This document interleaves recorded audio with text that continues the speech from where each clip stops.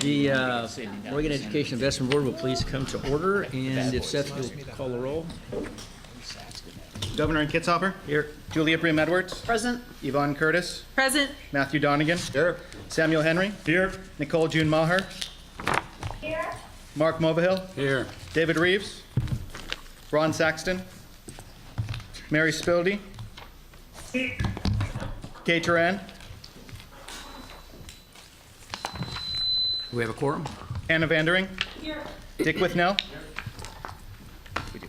Quorum. Very good. First action item would be the approval of the minutes from the September meeting. Has everyone had a chance to look at those? Okay. It's been moved and seconded that we approve the minutes. Is there discussion? Hearing none, so ordered.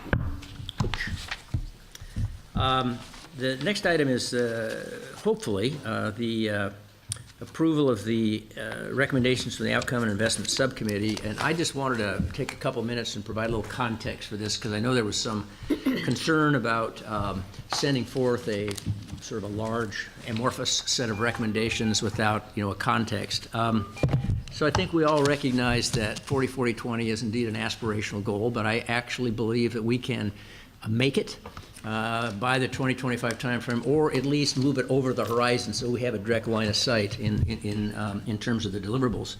To do that, we have to, I think, more strategically structure our system to deliver a high-quality learning experience that's seamless from birth to career. And that means we're going to have to leverage limited resources. We're going to have to leverage best practices. We're going to have to leverage the energy that's out there in the community. And I think we need to focus specifically on the opportunity gaps and on those key leverage points that we know can accelerate the outcome of student success. And that is, after all, why we created the Oregon Education Investment Board, and that's why we have a strong, forward-looking Chief Education Officer. I want to remind you that the OEIB really is the only entity in the state of Oregon that is specifically charged with looking across the entire continuum of education and breaking down silos. That is trying to move the state from a passive investor to a passive funder to a strategic investor in education. And so ideally, the flow of money in this system is a current that moves the dial on student success and student attainment. So in putting forward these strategic investments that came from this subcommittee and trying to build a unified education budget, I think it's important that we actually know that there's a larger plan behind it. One that will incentivize the right kind of changes in institutional behavior, and that will make the best educational opportunities available to every student in the state. We had this conversation before, but the OAB is not actually a budget committee or a Ways and Means committee, but it can and in fact should act as a very powerful motivator for creative thinking and be an active and meaningful partner in translating the 40-40-20 vision into specific action steps. And I think that's actually the job that you've done. We've got a lot of smart, independent, strong-willed people here who don't always agree with one another, and we've seen that play out here over the last few months, but I think that's a good thing. You've expressed your own individual viewpoints, you've challenged approaches, you've challenged assumptions, and you've also demonstrated respect for Dr. Golden, while not always agreeing with her, without minimizing or diminishing your voice and your influence in the process, and for that I just want to thank you.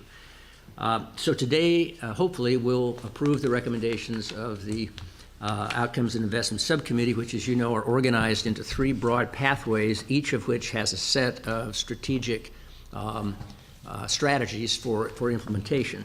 And the three broad pathway areas are pathway to kindergarten readiness and third grade reading. The second one is pathway to high school and post-secondary completion, and the third is the pathway that connects education to career.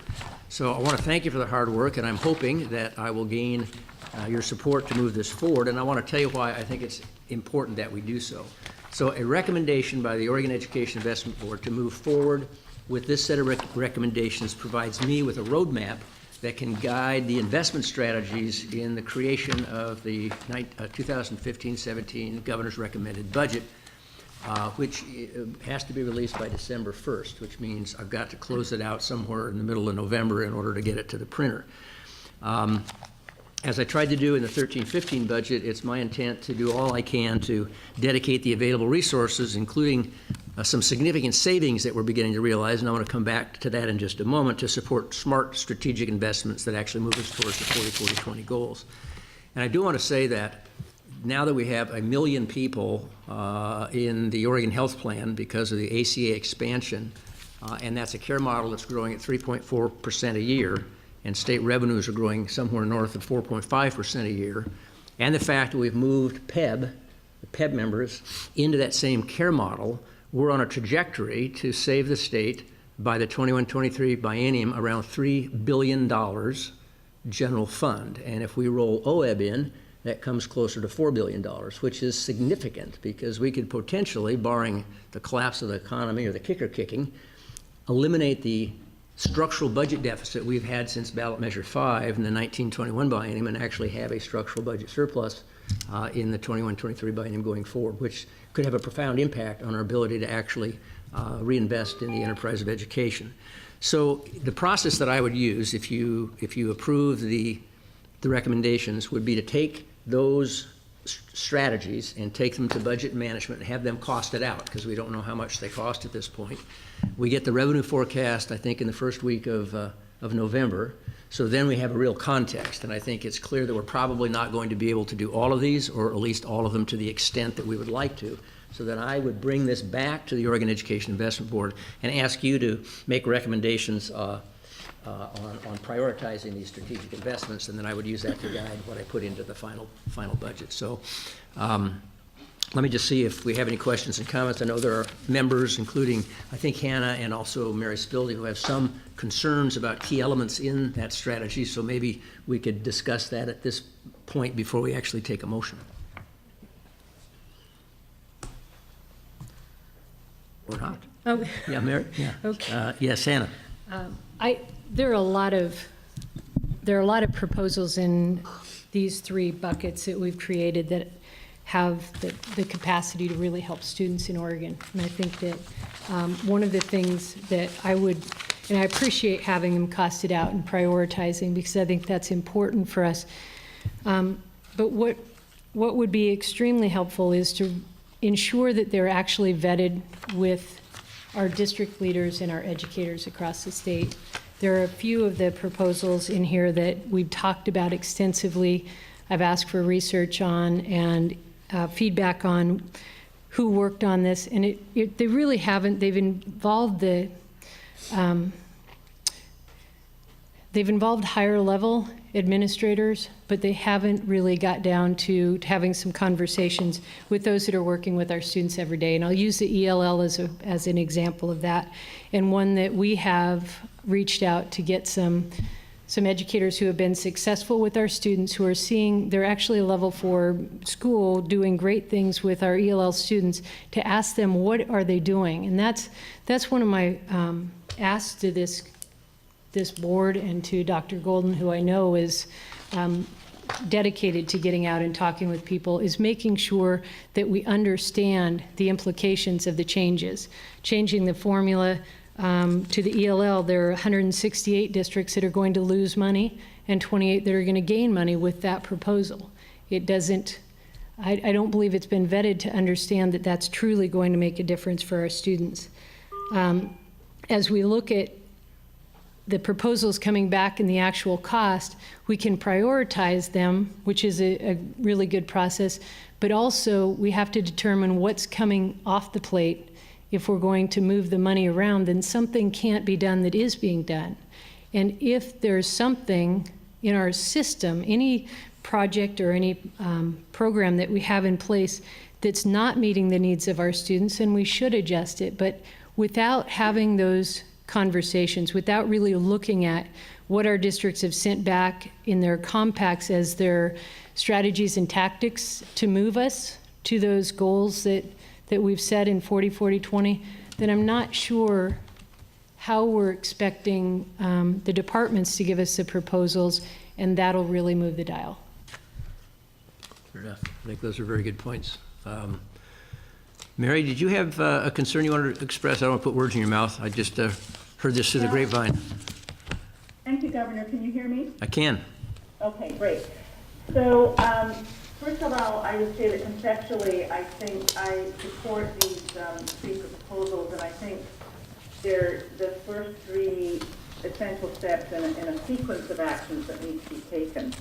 So I think the focus on early learning and K-12 is really appropriate, but I hope that as we go forward, we have more substantive conversations and proposals regarding higher education. So that's my first point. Okay. The second issue is to do with the career technical education, part of the pathway to continuing education careers.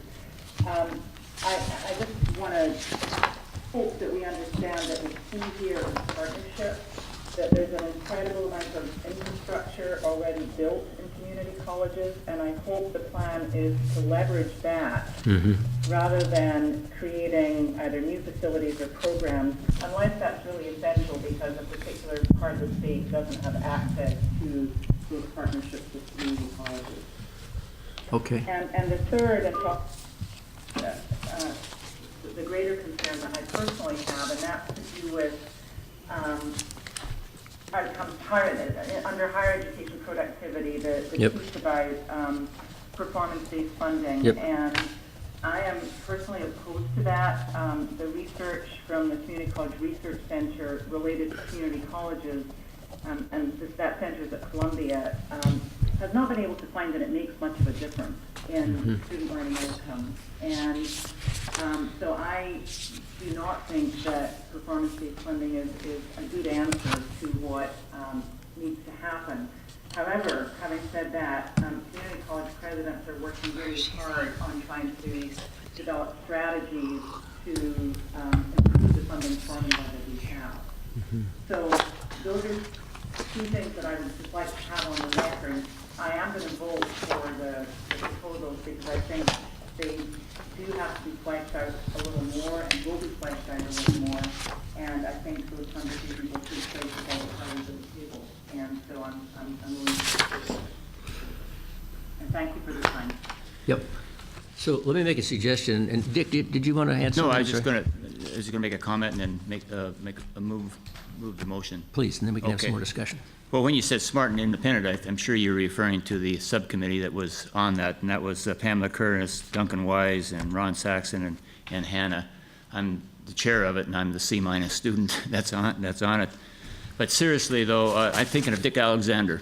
And Dick Alexander, big bucket here, was the Early Learning Council. And you know, he was a business person, as Ron and I and a number of us are on the OEIB, that finally woke up to the fact that it was the early learning that really could feed into the rest of what we're all about.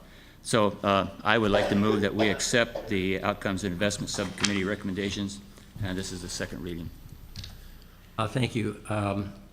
Before I place the motion, let me maybe put a caveat on here, and I don't know how we work this in, but from a process standpoint, maybe we could have the record reflect that this vote is really, that we generally agree that these three pathways are important, that it is important to cost them out so that we understand exactly what they are, but that does not necessarily mean that there is unanimity on the policies behind each one. Obviously, Mary has indicated, and it's nothing new about the performance aspect of post-secondary education. Hannah has, I think, correctly raised some questions about whether these have been vetted with practitioners who are actually doing this. And there is no question that any time you try to fund something else, you have that inherent tension between the base budgets, and if it's a zero-sum box, something has to go off with things that come in, and we haven't really had the chance to have that conversation. So I would accept the motion with the caveat that this is a process motion at this point to move the budget process forward, but we would come back to the OEIB to get a sense of priority and to have a larger discussion about some of the issues that have been raised. Are you looking for a second? Okay. So the motion has been made and seconded. Now, is there any further discussion or anything else people would like to put on the record? Yes.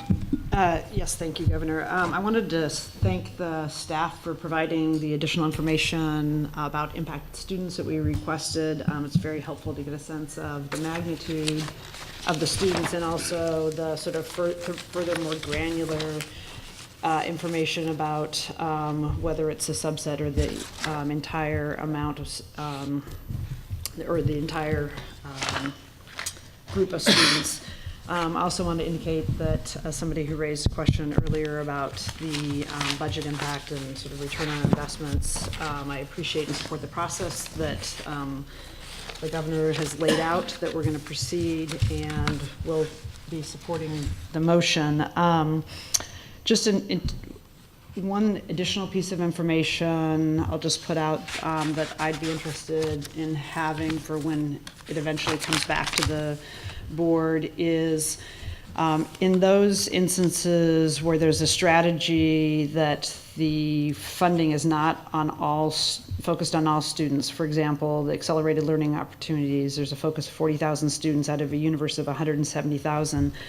And I'd be interested in sort of contextually what are those 40,000? Are the other 130,000 students going to be sequenced in long term, or is this if we move these 40, it has implications for the other 130? So that's just another piece of more granular information I'd want when we come back to the prioritization process.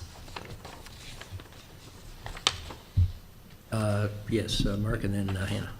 I'll be voting in support of it. I'll be voting in support of the process by the subcommittee. I think you've done an excellent job, Dick, in moving this through.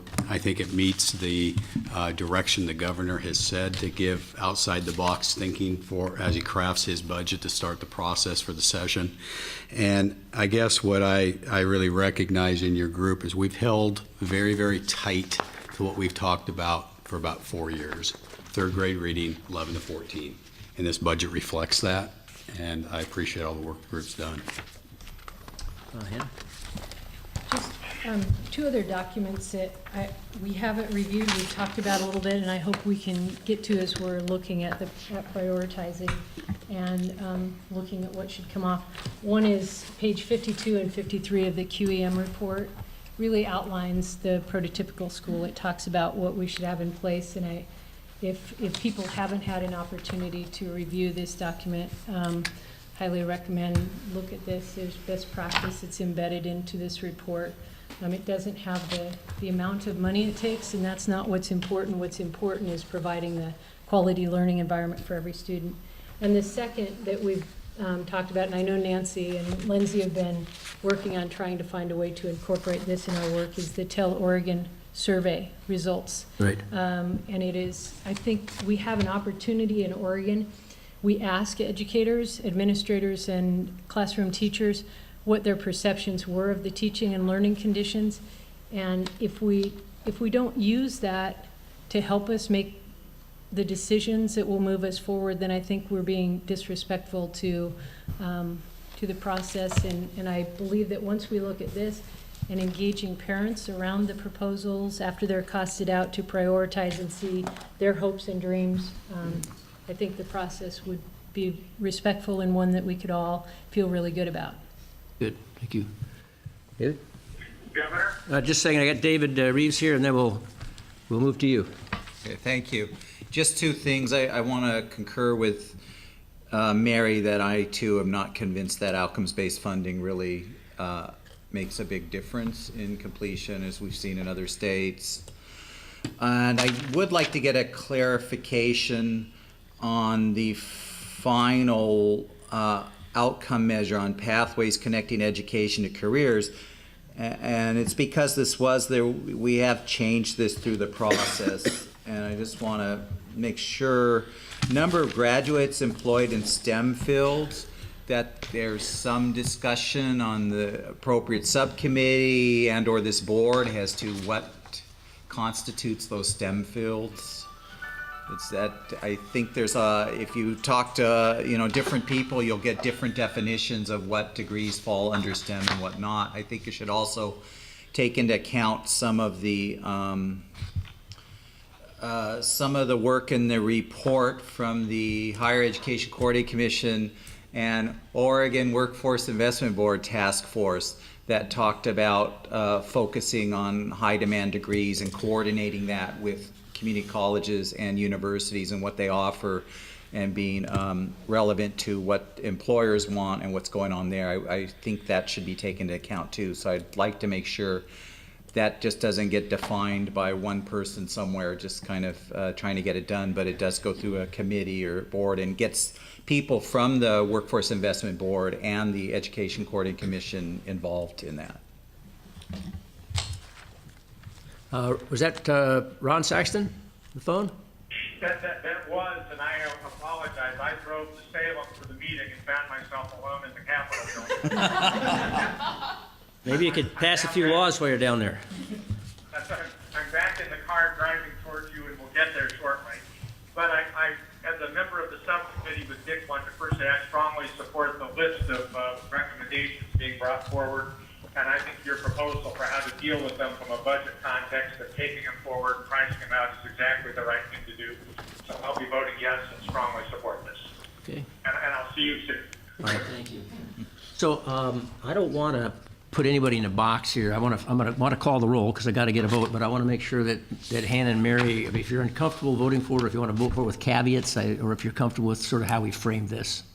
So can you read the motion again? Well, the motion was to accept the recommendations of the subcommittee, and what I had attempted to put on the record was that this is to some extent a process vote to allow the budget process to go forward, but it didn't suggest that there was unanimity on the individual strategies. And I think we've put on the record 3 sets of concerns: the concerns that you laid out about whether practitioners in the field who are actually having success with this have been consulted, issues about the you cited the TEL survey, and I think it was 2 pages in the quality education model. Mary stated a couple of concerns about post-secondary education, and David raised the issue of the STEM fields and making sure that we looked at the work that had already been done and have this go through some committee process, not just sort of arbitrarily stuck in here. Wow, that's a lot of caveats. So we're moving them forward so that we can look at the budget implications and then come back and prioritize. It wouldn't be moved forward as these are the 3 buckets and all of these things should be moved in legislation. Is that? I think that there would be an intermediate step. I mean, I think there's probably disagreement on this board about which ones of these and how many should be moved forward, but this is not a motion to endorse what's moved forward in legislation. It would be a motion to essentially get the budget information and then to allow us to have a secondary conversation. Thank you for clarifying that. Very good. Okay, clerk call the roll. Julia Brim-Edwards, Yes. Yvonne Curtis, Yes. Matthew Donegan, Yes. Samuel Henry, Yes. Nicole June Maher, Mark Movihill, Yes. David Reeves, Yes. Ron Saxton, Yes. Mary Spildy, Yes. Kay Turan, Hannah Vendering, Yes? Dick Withnell. Yes. Very good. Motion carries. Lost another knuckle. I'm sorry, this is Nicole. Did you get my yes vote? We do now. Thank you. Nicole is recorded as a yes. Okay, are you on the phone? I know you were attempting to get on.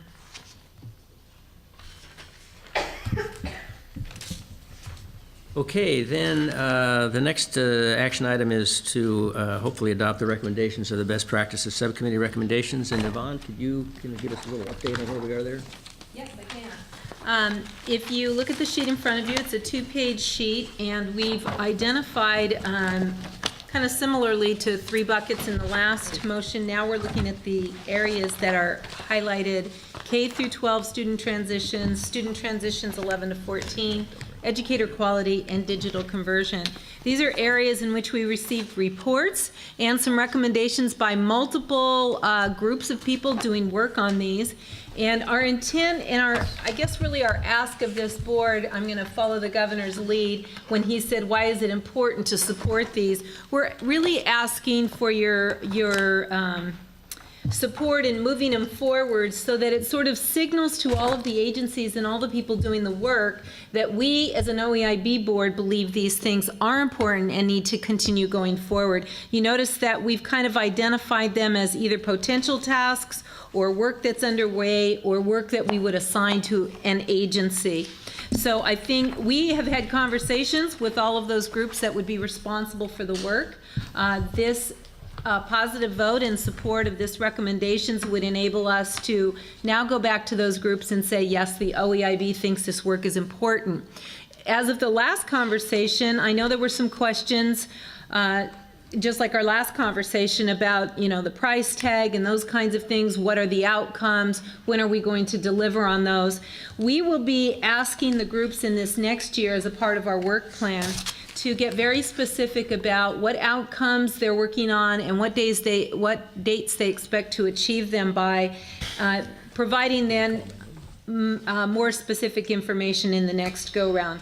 We will be really focusing in on the student transitions 11 to 14 and building upon the work that we saw today from the Accelerated Learning Committee as well. So we're just asking for support of this board to move all of these projects forward in support of the 40-40-20 goal. So let's get a motion and then we can have a discussion. So move. Okay, for a second? Second. It's been moved and seconded to basically adopt the recommendations of the best practices subcommittee. Is there discussion? Julia? Yes, and I want to thank the chair. I had a earlier discussion with her about how this integrates with the sort of base work plan, and I think it would be useful for those board members who aren't on the committee to integrate this set of recommendations with the base work plan so that we can see the totality. I'm looking at the base work plan, and if you took the two documents, put them together with deliverables, timelines, and roles and responsibilities, I think that would be a useful tool overall for the board, especially those members who aren't on the committee. Also, the other thing that would be useful is to see is if we if the board sort of resourced and stuck to the timelines and the deliverables, how that would impact the trajectory of 40-40-20. So if you take all the individual actions and sum them up, is it changing the trajectory in a positive way of where we want to go? So that would just be my only, I guess, request of sort of the bigger frame, put it in a bigger framework. We will do that. Very good. Maybe I should say we will do that where we know how to do that. On some of those, we're already collecting that information, I think, through the multiple agencies and the research that's being done, as well as the data collection. But what we will do is on the ones that we are not yet able to measure in that way, or sort of extrapolate to sort of that kind of guess at what the future would be, we'll just call that out and tell why, and identify the barriers and then the steps that we're going to recommend to addressing those barriers. Anna? I just had a couple of questions on the student transition 1114B, the work that's being done in this area to maximize the senior year. Is there any conversation about students and parents and bringing together educators, K-12 and higher ed together to work with the department on how to use some strategies that might be helpful? Because it appears to me that a lot of students choose not to take a full schedule their senior year, and we talk a lot about the remedial classes that are necessary, and some of our students aren't taking math or language arts their senior year. So did you guys talk about that? I'm sorry. Yeah, we've talked at length about that, Hannah, and you're spot on that. We know that the senior year for many of our students is the least academic, and what we're finding is kids who don't then place into the appropriate classes in college, and then their success rate, really where that conversation has been with the developmental education topic and subcommittee, and we've talked about that quite a bit. In fact, we also had a conversation today about the work with Smarter Balance, on how that assessment, as we transition and evolve that, how that may move into a way to limit the volume of testing on kids. Just to sort of build on Hannah's comment, that was one of the items on the work plan that I thought was of most interested. I have a slightly different take, although I think Hannah's suggestion is excellent.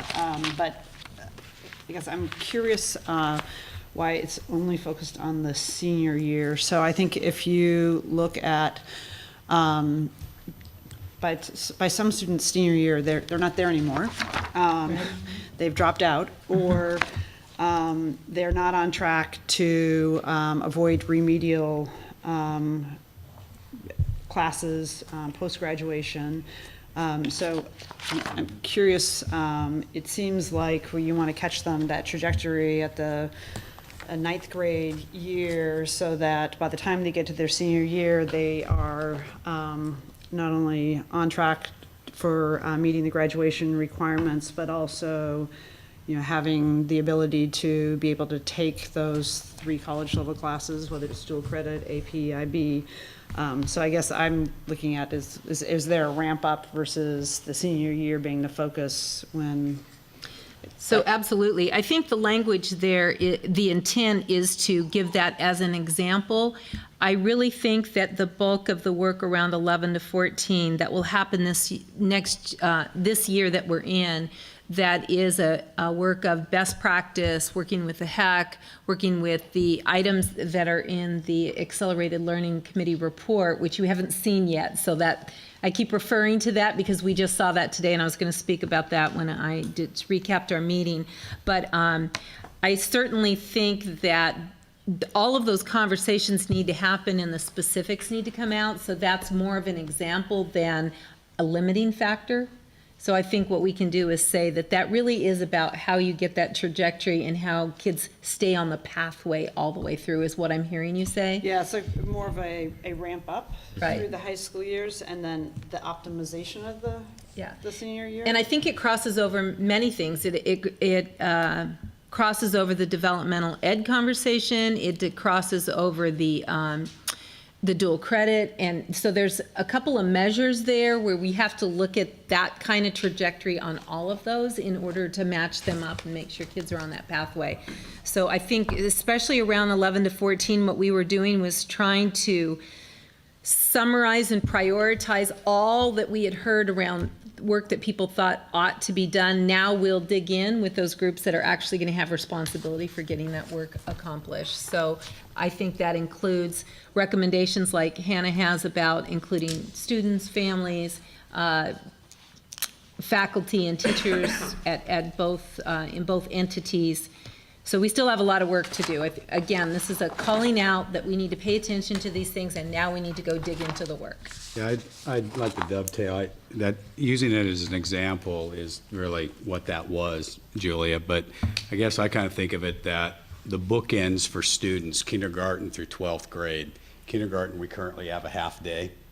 For many of our seniors, we currently have a half day. And the idea is, how are we going to increase time strategically? How are we going to maximize the senior year and start getting those early college credits, even though they should be earlier than the senior year? It was more of addressing a critical area, like half-day kindergarten, half-day senior year. David and then Hannah.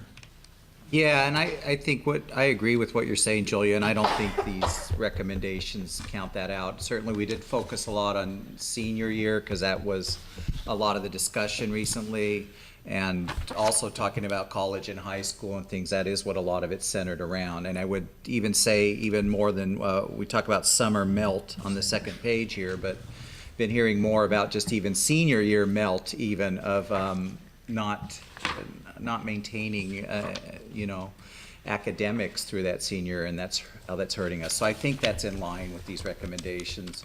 I'd also say too, we haven't mentioned this yet, but I think the first recommendation on there with K through 12 student transitions about working with English learners who are entering high school without sufficient English proficiency. A lot of the research has shown it's where we're losing a lot of kids. That's a huge barrier, and I think that's a very important thing to call out in this report, that we're going to start focusing on that and look at ways to assist these students, because once they get into high school, if they're not getting enough, if they're not advancing enough in their English proficiency, we're losing them. They're dropping out. They're not succeeding. So I think that's something really important to call too. Hannah? Just to, one more point on that, and then I had another. When we look at equity, we have a great deal of students who their senior year and actually their junior year, they're working. And so as we use our equity lens and have this conversation about senior year and how we make sure that our students can have access to their senior year full schedule, that would be something I'd be interested in hearing more information about as well. The next one on D, so it's the student 1114 transition D, talks about smarter balance being used in lieu of placement tests. And I think we should be very careful. Smarter balance has just been rolled out. It hasn't been fully vetted. We don't have any information back from the pilots on how our students actually did, whether it's actually aligned with the Common Core standards. So I would be very careful putting out that smarter balance will be what we will use until we're really sure that it meets the needs of our students and helps us understand where they are on those standards. At this point, that is why we landed on the intentional language of explore further. I mean, explore future use.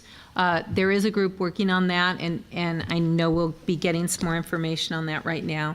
But our intent is say, yes, let's explore that, and the interest is let's limit the number of tests and make sure that we're selecting the right ones that help us understand if kids are ready. So it's kind of proxy for that right now. And we're doing some incredible work, thanks to the governor and Nancy and Rob in the department, on creating assessments and an assessment system in Oregon that we can all be proud of and that honors student learning, and I think could be powerful in the work that we're doing moving forward. So I appreciate that clarification. And we did talk about that a little bit this morning in the transition subcommittee, and I know we're going to be talking about it later today, so we've moved that to this board. You're right, it needs a lot more exploration, and had a lot of questions for that presentation. I assume this board will too as we move further on with that. Julia? So on that same point, the explore future use, I guess one of the things, I'm just going to approach it from a sort of student, family, parent perspective. The words explore the future use, I guess to me, I'm not set on whether it's smarter balanced or something else, but from a parent and student and family perspective, that if the explore is a multi-year process that results in students still facing a sort of the range of tests, I think we need to be more urgent. Again, it doesn't have anything to do with whether it's smarter balance or something else, but just this issue of students leaving and, depending on where they, what institution they might look at in terms of community college, they might face a different placement test. I think we should look at this with some urgency, just the cost to the students in terms of remedial education. Is there further discussion? Seth, will you call the roll? And include me this time. Julia Graham Edwards, Yes. Yvonne Curtis, Yes.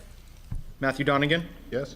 Samuel Henry, Yes. Nicole June Maher, Yes. Mark Mulvihill, Yes. David Reeves, Ron Saxton, Yeah. Mary Spildy,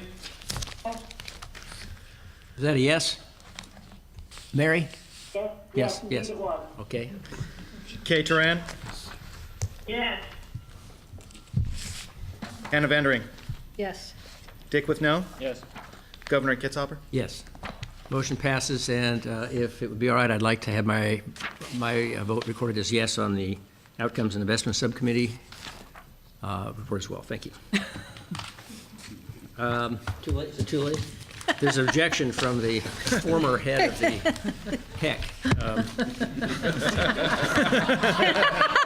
Been nice working with you, Ben. Good job, Ben, so far.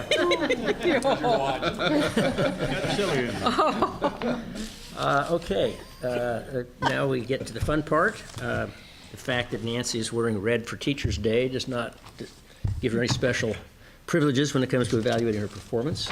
Julia, would you summarize where we are? Yes, please.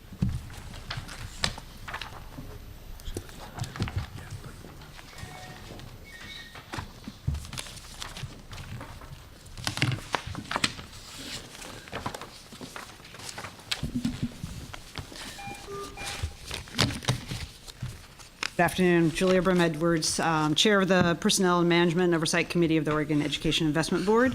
I didn't get the red memo. In fact, I had no power this morning, so I couldn't have picked red even if I'd wanted to. In addition to myself on the committee, the other members of the committee are Kay Turan and Dick Withnell. We were appointed last summer to provide both management and oversight for the Chief Education Officer. The board and the attendees should have available a copy of the chair's summary of the performance evaluation. And I thought before I jumped into some of the highlights, I'd provide just a brief outline of the process. Some of you may have experienced part of it, but just wanted to share kind of what process we went through to produce the chair's summary today. So the board, as you all may recall, reviewed criteria for the evaluation form. Board members were asked to complete the evaluation template. Staff and community feedback was solicited through a survey and a modified evaluation template. And just to be clear, the staff and community feedback was to inform the committee's work and to provide a community perspective. The feedback was not evaluative, as that is the board's role. Both written and verbal feedback was provided to the subcommittee chair. The subcommittee last month met in executive session with Dr. Golden and provided a summary of the findings and recommendations. And the summary today reflects a chair's draft of the synthesized findings and recommendations to present to the board. Going forward, if the board accepts the finding and recommendations, there'll be a final performance review document provided to Dr. Golden, and the subcommittee would then meet with Dr. Golden to establish the final work plan and metrics for the current year. And that's a discussion I know that, speaking for the other members of the committee, that we look forward to having with Dr. Golden. So in terms of the summary, I'm going to go over some of the highlights of the findings of the draft evaluation. There's also recommendations and development opportunities for Dr. Golden embedded in the document. I'm not going to read through the entire document, but thought I'd hit on some of the highlights. So the position of the Chief Education Officer is a relatively new and evolving position in Oregon, and frankly, is fairly unique in the country. Dr. Golden met or exceeded expectations for her first year in that role and accomplished a major reset of the position with the public and the Oregon Education Investment Board. In order for the OAB to carry out its legislative charter and build a student-focused agency and culture within the P20 system, Dr. Golden needed to restore trust, credibility, and connection to the diverse stakeholders and educators. And she did that.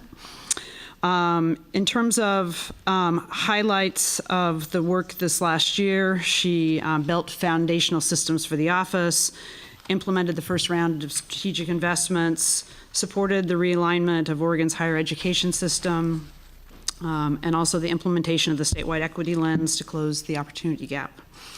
Dr. Golden, I think one of the things that was particularly interesting in this process is the board's individual evaluations and the communities. There was a lot of alignment actually in the perspectives of the work that's been done this last year, and I think universally there was appreciation for Dr. Golden's having a student-centered vision that's been informed by her years as an educational leader, and that she's fostered greater trust and support from leadership in diverse communities throughout the state.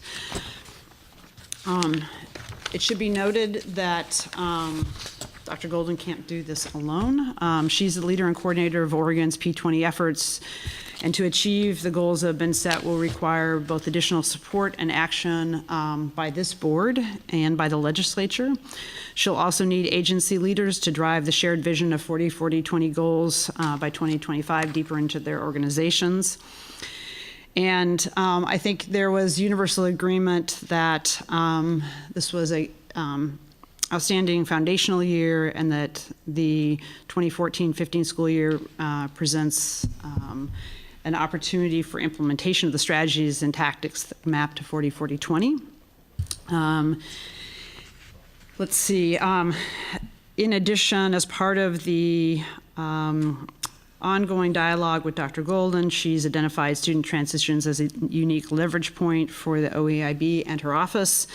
And in the incoming year, she'll prioritize activities, investments, and work of the board around those transitions. To go into the specific findings of the performance evaluation, there were 5 focus areas. I'm just going to, at a very high level, cover those for the record. That first, Dr. Golden met expectations on implementing and leading the P20 system. She set the right direction for P20 public education in the state. And I think from a sort of universal standpoint, the board recognized that this work requires a significant shift and is still in its early stages. To have people viewing the entire continuum and not just the specific segment that they're in. So this is the sort of a long term, but that she met expectations in that front. There were a series of recommendations contained in the written evaluation around that goal.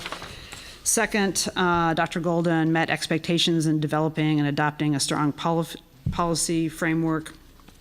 Again, there's a set of recommendations and potential development opportunities that will be built into the work plan for next year on that front. Third, Dr. Golden met the board's expectations in developing recommendations for an outcomes-based budget aligned to P20 education initiatives, and is continuing to evolve the process to better pinpoint resources on improving student achievement. I think it's fair to say that there's been important learnings in this year's process that should inform the future work of the board's strategic investment process. Fourth, Dr. Golden's efforts to build an engaged and motivated public exceeded the board's expectations. Dr. Golden has a strong vision, is a tireless leader, is a great listener, is visible and engaged in communities across Oregon. I think if anybody who's seen Nancy's travel schedules, which we all have, she's tireless. And I would say also a universal sort of feedback across the board and the broader community that responded to the performance evaluation is that there's an appreciation that Dr. Golden on a daily basis demonstrates that she's a public education champion.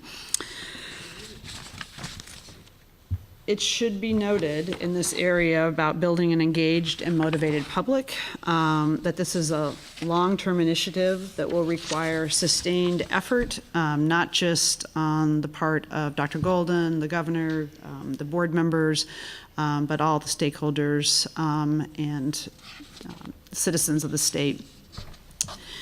The fifth area in the performance evaluation was around personnel and agency management, and Dr. Golden exceeded the board's expectation in personnel and agency management.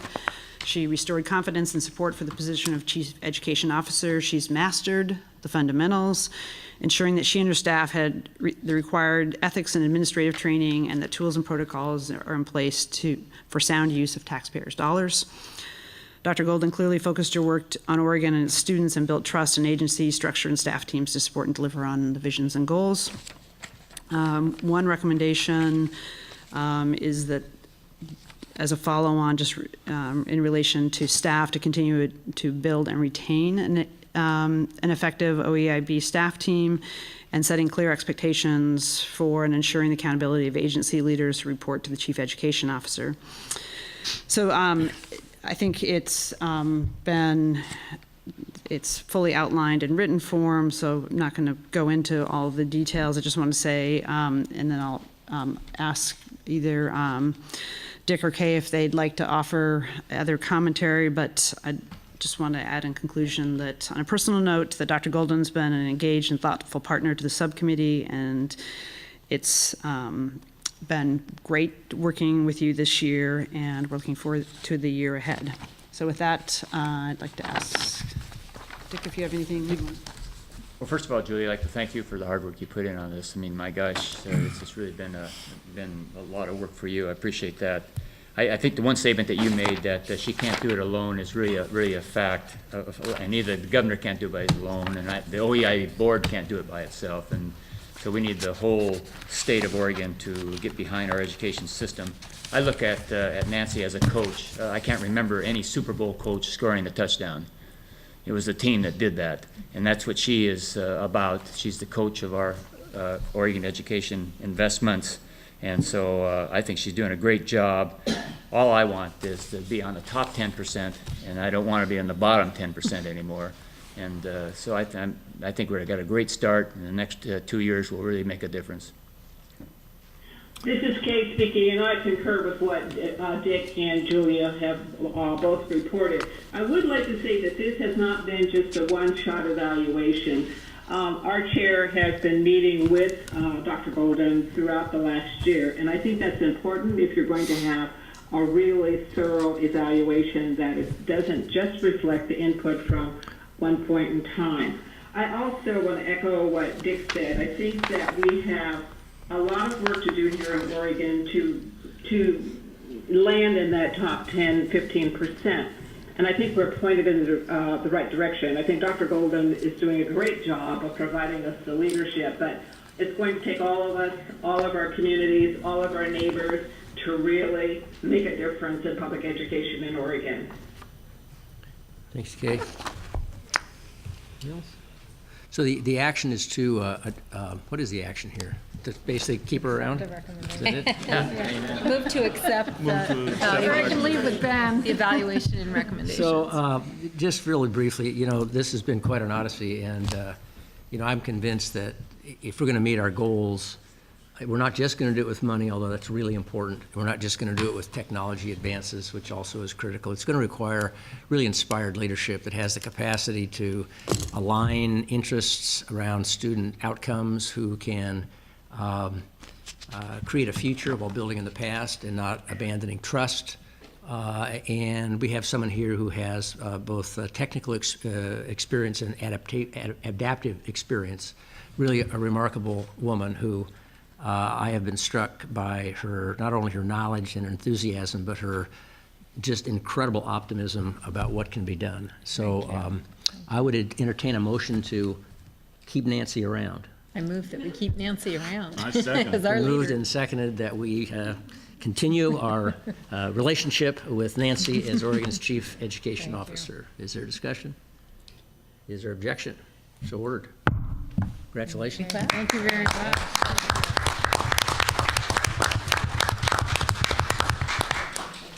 If your words, I just, first of all, wanted to thank the committee and the whole board for the evaluation. I think it's very important as we move forward, so I really appreciate it, and I do appreciate the work. Julia said I have been around the state, and I think that has been indeed true, and I've loved it, and what has impressed me most is how far people come to talk about education. And when I was in John Day, people drove 4 hours to come to a forum because they believe so deeply in the 40-40-20 goal by 2025 and the outcomes on the Achievement Compact. And when you talk to people about, do you believe students should come to kindergarten ready to learn? Everybody's, oh, yes. And if you say, and if you get that, can you have all reading proficiently by 3rd grade? They say yes, and we could go all the way up the pathway till we start talking about affordability, accessibility, and completion in college. And people around the state are very motivated to make that happen. I have to say, it's not only people around the state, it's all the agencies that I get to work with. I have not been in a conversation with Megan, Rob, or Ben, three people, Rob and Ben, who I supervise, when they weren't talking as much about, Ben cares as deeply about third grade reading as he does about high school completion. That's what it's going to take in order for kids to move smoothly along the pathway. The other thing that I think is, so I believe deeply in the Oregon Education Investment Board. I believe deeply in creating a seamless system and focusing on transitions. And I think the focus on transition is really key in overcoming barriers with these transitions. And I would just say today, from best practices, when we talk about accelerated reading, learning, and the opportunity for students to take a college course in high school, these could be students who never thought they could achieve in a college course. They maybe never thought of themselves as college goers. They might be the first person in their family to even touch a college course.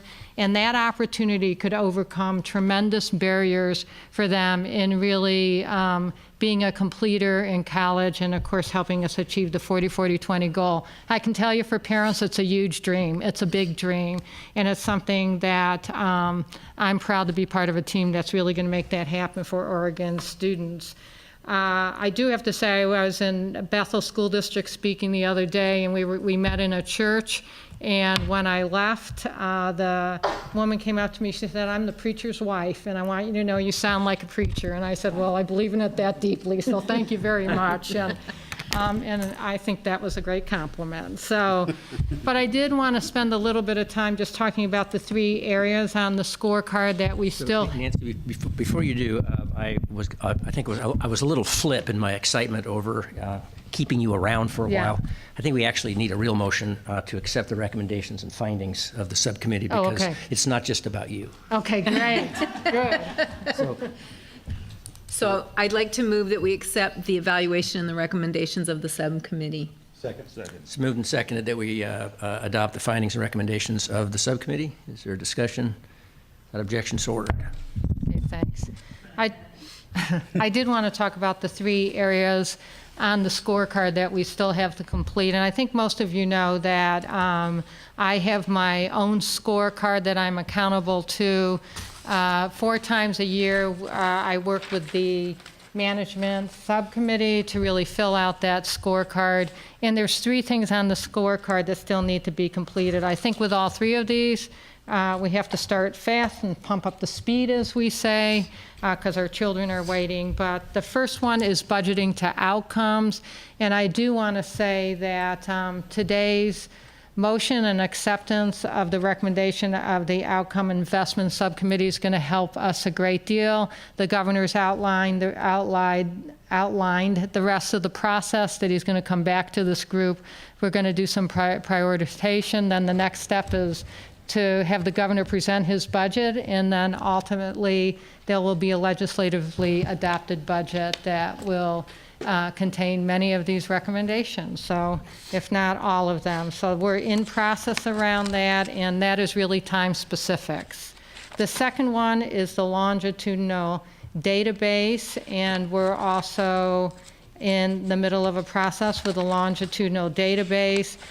We are the first major organization to use what we're called the staged approach with this database. I think it's really critical, and what that approach is about is you go to a certain stage, and when you've met all the requirements, then you get a piece of the funding, and you keep it till you go to another stage. And again, we're moving along with that, and I really want to appreciate the work of Peter Trumba in helping that happen. So the third area is really around a key focus on the transitions, and I would say we have been focused on the transitions, but what we've done now very recently is put together a strategic plan that shows precisely what are we going to do between birth and third grade reading proficiency, and what are we going to do between high school and college. So today on your agenda, you will hear my 3 colleagues talking about that, and those are the 3 things we have left to do, and we're really going to move to make sure we meet all of those 3 areas, and we do it effectively and efficiently. Very good. Any questions for Nancy? Okay, the next agenda item is to talk about the key transitions. We'll start with Rob Saxton. Come up here. And I am going to hand the gavel over to Julia here at 2:15, so we'll see how far. Okay, great. Leaving your hand, your knuckles. Yeah, I'm going to give, my knuckles are worn out. We're gonna-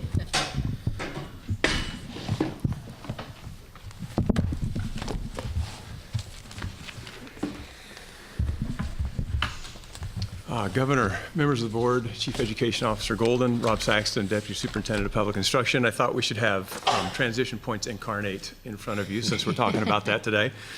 And I'm really excited to be here today to talk to you about the work that we have taking place at the transition points between early learning and K-12 and K-12 and higher education or careers. And actually the conversation that took place out of the best practices and student transition subcommittee recommendations today read like a lot of the work that we've been working on and talking about, and so it's very reaffirming.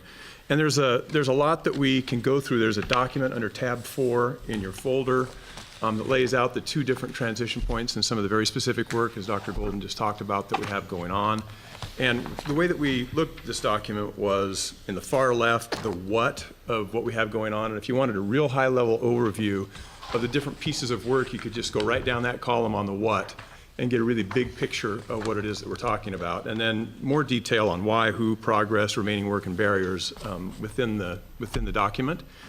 And what we wanted to try to do here is give you a big picture of this overview of the policy and practice that we have underway and that we're working on. And certainly feel free to ask us questions as we go or when we're finished. And we'll get underway. So one of the most exciting components of our work is taking place in early learning. And it's really the transition from early learning into kindergarten. And as a superintendent in a school district, which I used to do, I always thought that we had to do the work from kindergarten until 3rd grade to make sure that students were readers. And that we had about 3.5 years of an emergency on our hands to make sure that if students were actually going to be able to be successful in school and they were going to be able to access content, that we had that much time to teach them to read. And that it was a huge challenge to get it done in that time frame. And since coming into this position and thinking about P20 in a really different way, and having the wonderful pleasure of working with Megan Irwin in early learning and Jada Rupley before her, that's not the case at all. And in fact, that we have a system that really starts at birth and takes us through 3rd grade and kind of beyond, but we want to say 3rd grade to make sure that we have readers, and that it really changes the dynamic of the work that we need to do in each part of that continuum from the time of birth until 3rd grade. And that we have a much greater advantage and different kinds of leverage than we've ever had before because we have a P through 20 system. And the same kinds of things exist at higher ed, but I'm going to stop there and hand it over to Megan to talk about some of the specifics on this component of the transition sheet, really from early child to K-12. But I wanted to make sure that we understand the opportunity that exists and that all educators in the state understand the opportunity that exists to ensure that we have students who are readers by the end of 3rd grade using the full continuum of time that's available to us. So, Megan. Thanks, Rob. For the record, my name is Megan Irwin, and I'm the Acting Early Learning System Director. And I just want to reiterate that Rob and I are both just absolutely committed to making sure that children and families have an incredibly strong and smooth transition from whatever early learning experience they choose in the early years of life into kindergarten and the early years of elementary school.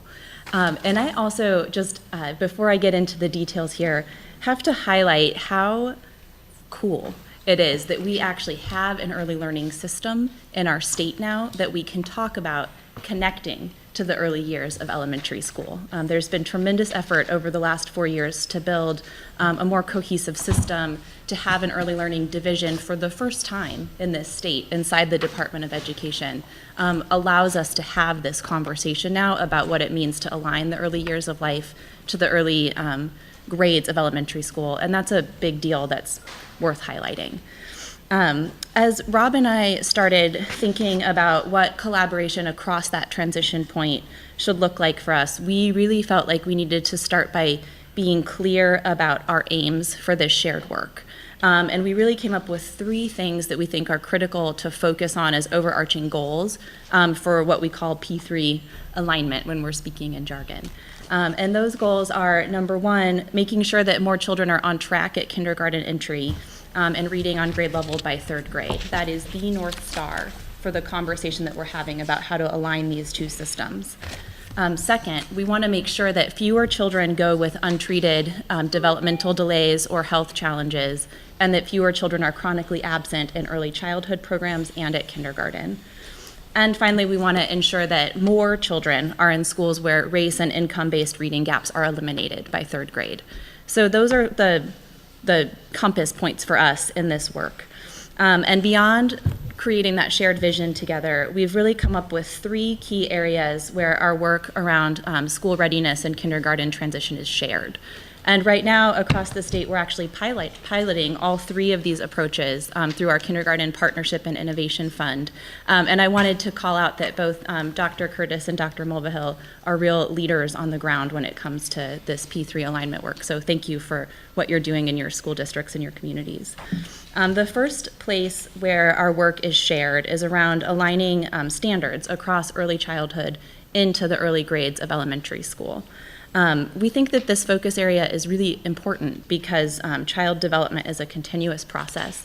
And if we had standards that are a little bit more aligned and then instructional practices that are a little bit more aligned, the transition from a preschool or a high quality childcare program into kindergarten and the transition from each grade up to 3rd grade will be a little bit smoother for our children, we think. In Oregon, we have adopted early childhood standards. We have adopted the Head Start Child Development Framework for 3 and 5-year-olds and then articulated that down to 0 through 3-year-olds. And it's focused on all aspects of child development in early childhood. And so the next step here for us is to figure out what that means to articulate into standards for kindergarten through 3rd grade. The second area of shared work is around alignment of early screening and identification of needs that children might have in early childhood around potential developmental delay or disability. And then working together to make sure that we're actually connecting children who might have a developmental delay or a disability to interventions and supports that will help them be prepared at school entry and kind of address delays and disabilities earlier when there's a greater chance to make a big difference. In our focus on screening, I also want to just point out that even when a specific delay is not identified in early childhood, by really focusing on developmental and risk screening early, even when a delay isn't identified, we're able to have a conversation with parents and families about things that they can do as their child progresses to make sure that they're developmentally on track for school. And then the third place that we see our work as really shared is to align our practices and our approaches to child and family engagement from early childhood into kindergarten. We think that early childhood education, because we are so child and family focused, actually has a lot to bring forward into the early grades of kindergarten. And then to make sure really specifically that children and families who need a little bit of an extra boost before kindergarten are actually getting a lot of support from the early childhood community and from school districts in that summer before kindergarten, which I think you've heard Rob and I both talk about a lot. There is a lot more specificity on the details of these policy areas and the work that we're doing around them in the document, and we'll take questions after we're done with the presentation. But again, just want to highlight that this work around P3 alignment is new for Oregon. I think we're about a year into having a meaningful conversation about it, and it's been really exciting to watch it emerge at the department level and also on the ground with school districts that have really chosen to take this on. This is great, and I love to see how in transition remaining work, it's just great how you articulated this in this plan. One thing, just food for thought, believe me, I know you know this within the engaging communities, but one thing I've learned in the hub work is how extensive the health aspect is from prenatal to 2, and also the safety element. And if we really look at 40-40-20, the CCO effort, all the things that we're trying to do to reduce silos, the hub to me is a microcosm where that opportunity is, where we can get DHS staff, we can get our health staff, public health, all of these entities together. And I guess I've been really overwhelmed with how much those dominate the hub at the early levels, and it's not education. So I would just encourage, I know you know this, I'm preaching to the choir, but I would just encourage as you look at your goals that the integration of the health and safety aspect as well, at least coordinating that effort. Because at the local effort, I'm about ready to come to you, Megan, and say, I need some help with this health issue. I need some help with the safety issue that I think would align really well to your other goals. I just wanted to give an enthusiastic yes to the points that you just made. And one thing that I think is potentially really exciting for the K-3 or the K-12 system is to use the early childhood system as a pathway into those conversations about health and social services, really, because the need for that doesn't stop at kindergarten entry. So this is a bit narrowly focused on more kind of academics, but I think health and social services for families as they're bridging into kindergarten and beyond is extremely important, and we're a potentially useful pathway into that for the K-12 system. Like Rob, was our conversation we had with Aaron a couple of years ago, it's just such a natural now that we braid resources in this hub. Right, exactly right. Can I make one more comment? I just want to celebrate and appreciate the specificity of the work and the progress that's being made.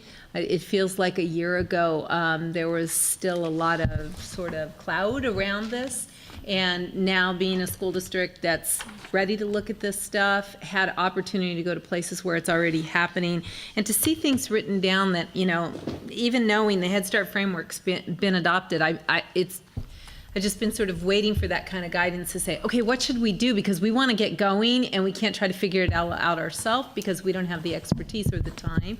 And I just think you've made huge progress in getting really specific about that and giving us things to grasp onto so that we can accelerate our work quickly. Thank you. Great, thank I just wanted to say, piggyback on what Mark just said, we're not always talking to the choir. I think we've got the choir on board, but it's a great opportunity to sell to the outside community what the return on investment is on what we're talking about. The simple thing about prenatal, but the 1,000 days, and we've heard that, how difference that makes and stuff. But I think it's important that we are educating, using the word, to the whole community on why it's important to the business community, to all aspects of the community, and I think there's a missed opportunity if we keep that little secret to ourselves and inside the hubs and what have you, because it's important for the whole community that DHS is going, that we don't have as many foster care. It's important that the education, and on and on and on and on, and we're in the business, I think, on selling the idea on why it's important for us to have the broad-based community can give us some wind behind our sails. So I think this is a great opportunity, and it's new. It's new to Oregon and the early learning. So. Amen. I think Rob and I would both say amen to that. Definitely. So on that last, any indication of just the early response that we are getting from the broader community? It's great that we're getting our house in order, and I would echo the earlier comments. Very, very pleased to see our progress. It seems that of the three folks that we're hearing from, this is the area where we have an interface with so many state and non-state family. It's just a very, very diverse group that you're attempting to interface with. What is the reaction to this from the broader community? Yeah, so I think about the broader community in two spheres: people who provide services and then families who access them. And on the service provider side, the work that we've been doing in this area and also in connecting to health and human services, I think people are just saying, finally there's a table to have this conversation, there's space to have it. There's clarity about expectations around how it comes together.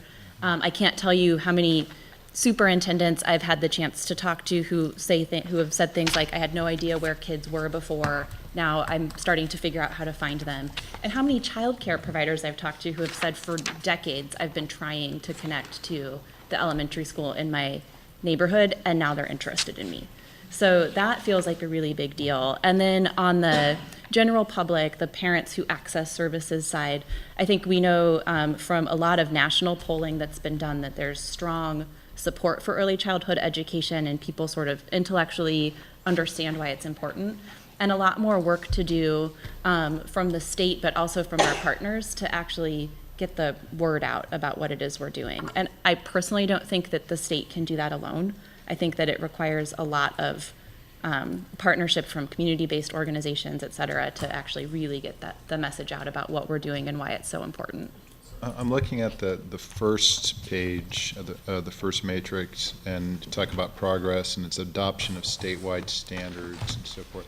So as you think about statewide standards and these communities interacting with statewide standards, that could and should, I would imagine, start to elicit changes and reform in some of those providers, and change is never easy. So how is that conversation unfolding, and what do you anticipate as statewide standards become part of the conversation with these providers? I have some thoughts, and then I'm curious, Rob, what Rob thinks. I mean, standards are useful in that they help us understand what children should know and what they should know how to do at each stage of development. I think that the challenging part of that will be finding a way that early childhood providers are able to work in the same room and speak the same language as a kindergarten teacher or a first grade teacher, because right now, early childhood people speak and think and behave really differently than K-12 people. And so I think probably Mark, and who's really actually doing this in his another. community. Yeah, exactly. Right. So I think that's going to be the important work. Even more important than actually having the standards articulated is how do people behave differently together around them? And that work is so new. We're testing it out right now really in 6 communities around the state, and have been since August. So I don't feel prepared to extrapolate really big lessons learned from that. Mark and Yvonne may have some anecdotal thoughts on that, because they're both communities that we're piloting this work in. But I think that is the big question for me.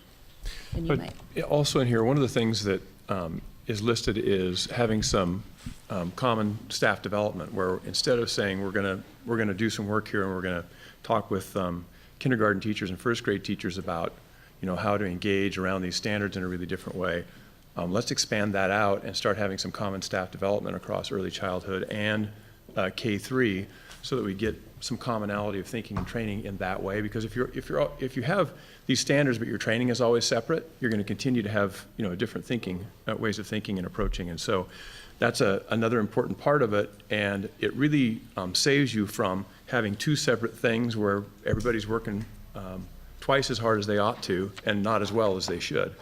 And so that's one piece of the work that we're trying to put together on that. At the K-3 level, our standards are really the earliest beginning of the college and career readiness standards, especially around English language arts and mathematics. And so we have a set of standards now, the Common Core standards, that really last from kindergarten all the way through grade 12, and making sure that those standards make sense from pre-kinder as students are moving forward. And we used to think that students arrive at kindergarten and they were kindergarten ready or they were not. There was a gap or there wasn't. And then we just needed a deal. And that's not the case anymore. It is, how do we ensure that they're going to be more likely to show up kindergarten ready? And if these are the standards and what the expectations are for kindergarten, what should they be when a child is age 4 in order to get there? And so, and the goals that are being set in early childhood that are targeting that are a really important part of the coordination there. And I would say the same then goes on to higher ed. How do we make sure that those really are college and career readiness standards, and that students are going to be successful as they move forward? So taking it to the other end a little bit.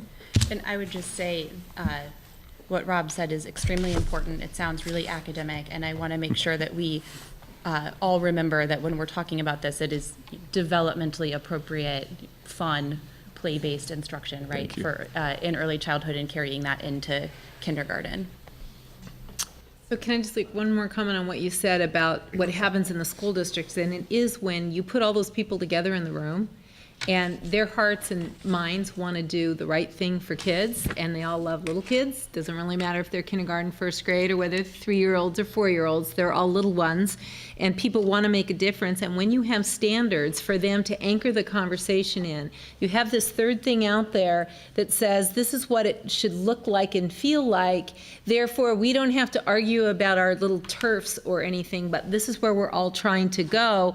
And now, how are we all pointing? I mean, I'm watching that unfold in fact, I wrote down the question, what's the timeline? Because I know they're already having those conversations. In fact, somebody just sent an email in my district saying, I think there's Common Core state standards for preschool and 3-year-olds, but I can't remember where I saw them. And I'm thinking, yikes, maybe we should find out from the experts whether it's really Common Core or something else. But I know that they know how to have conversations around that, and that they all know that there is a sort of a professional language around that, and we just need to get them in the room. And things like the innovation grants are finally giving us those resources in order to put all those people in the room to have those conversations. Exactly. I sense that we're going to shift soon to 11 to 14. We're about to shift. So, unless somebody who hasn't spoken yet, Dr. Henry? Just want to point out that we talk a lot about the family, but it's the whole community that benefits, and I'd like to draw our attention back to that. And there are several places around the state, and I know, rattling Dick for his memory on this, we shared chairing the Oregon Commission on Children and Families. There were 2 around the state that I believe are continuing to do that with community, early childhood, family, and schools, and that's the Gladstone Center, which has been going about, what, 6 years now, about something like that, and the High Desert Collaborative that we visited, Nancy, about a year ago, October, I think, where they've combined with the health facility at St. Charles Hospital and the early identification. So there's some pieces there that we can draw on, but my major point was this piece that it involves communities. Communities get the benefit, communities participate, and communities are more than happy to help bridge those pieces that we've treated in different spheres. Excellent, exactly right. We ready? Yep. All right, I was looking for approval to move to the other end of the continuum, really the 11 through 14 transition. And our vision at the top of this particular document is the transition to college career seamless and supported to advance 40-40-20. So we've had 5 different kind of buckets that we put these things in, and I wanted to go through a couple of these. And again, I don't want to cover each of them, but I thought I might point out one within each of the buckets to talk about really briefly, and then I'll hand it off to Ben. So the first one is to ensure that high school students are college and career ready. And the very first upper left-hand corner there is just implementing the college and career standards in all 197 school districts. And I think it's important for us to recognize and remember that the standards that we have, the Common Core standards in English language arts and math, were really developed in conjunction with higher ed to ensure that students were college and career ready when they participated in those standards in the K through 12 system. It is the absolute intent of those standards to make sure that we have a smooth transition.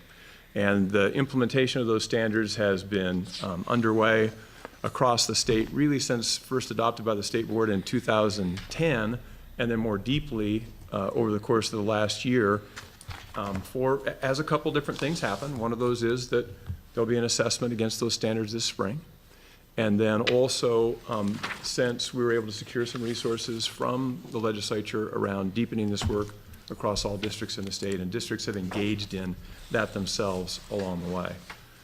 So that would be just one that I would cover there.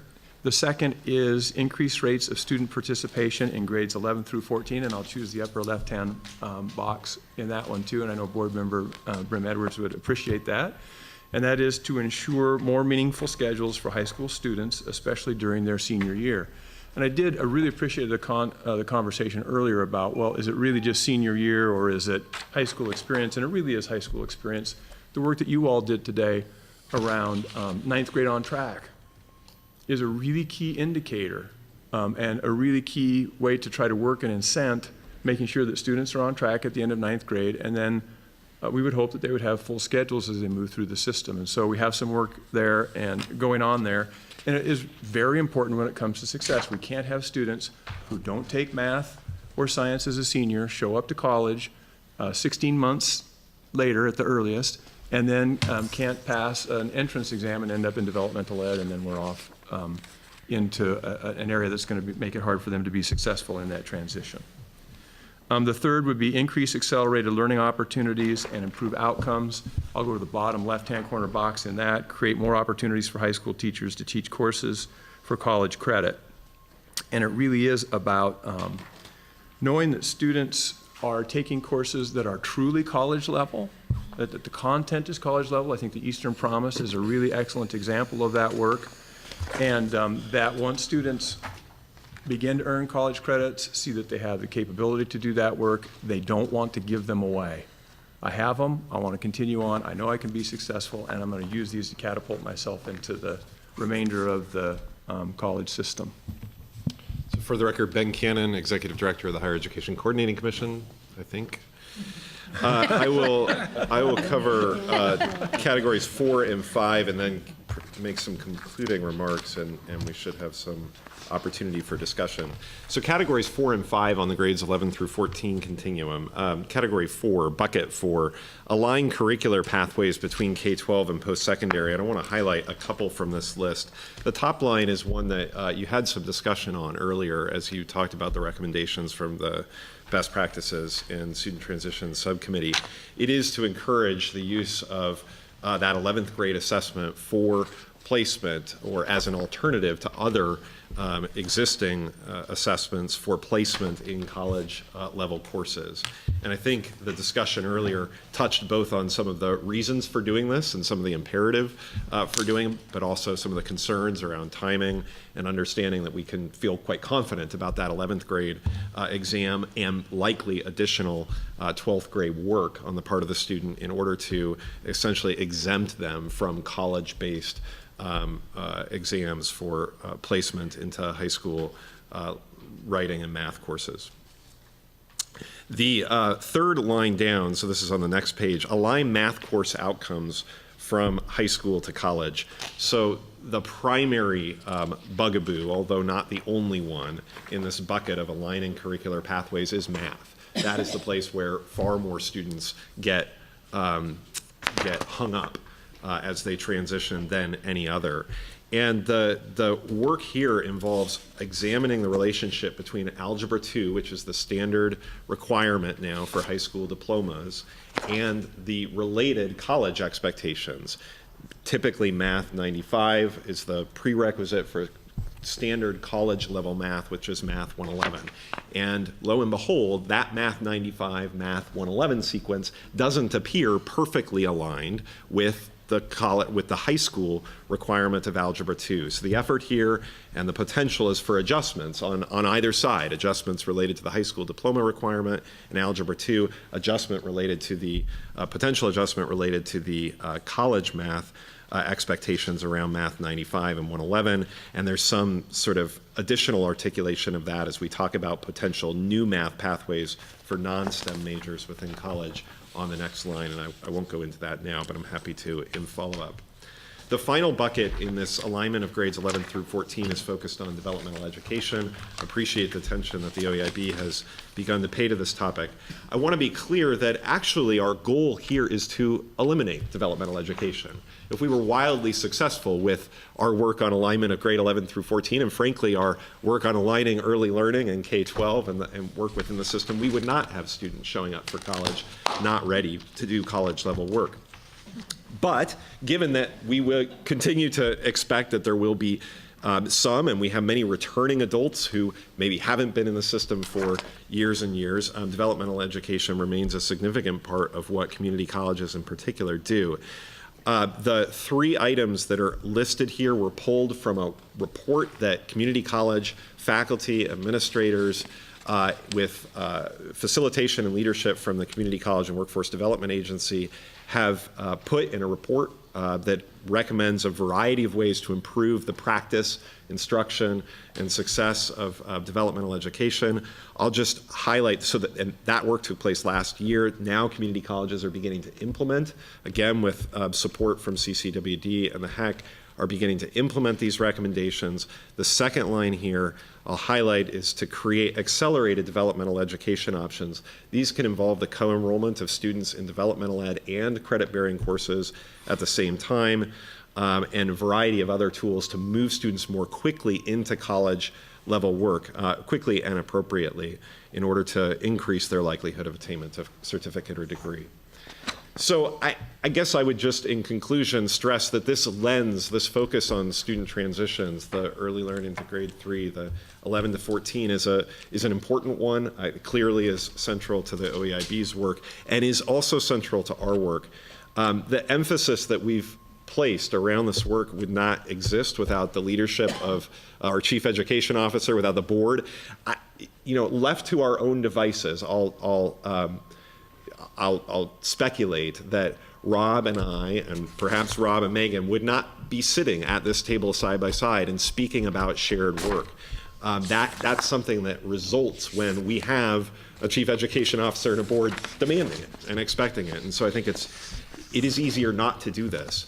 I say that in part to acknowledge the barriers and some of the challenges, which we've tried to call out, at least in part, in the final column here.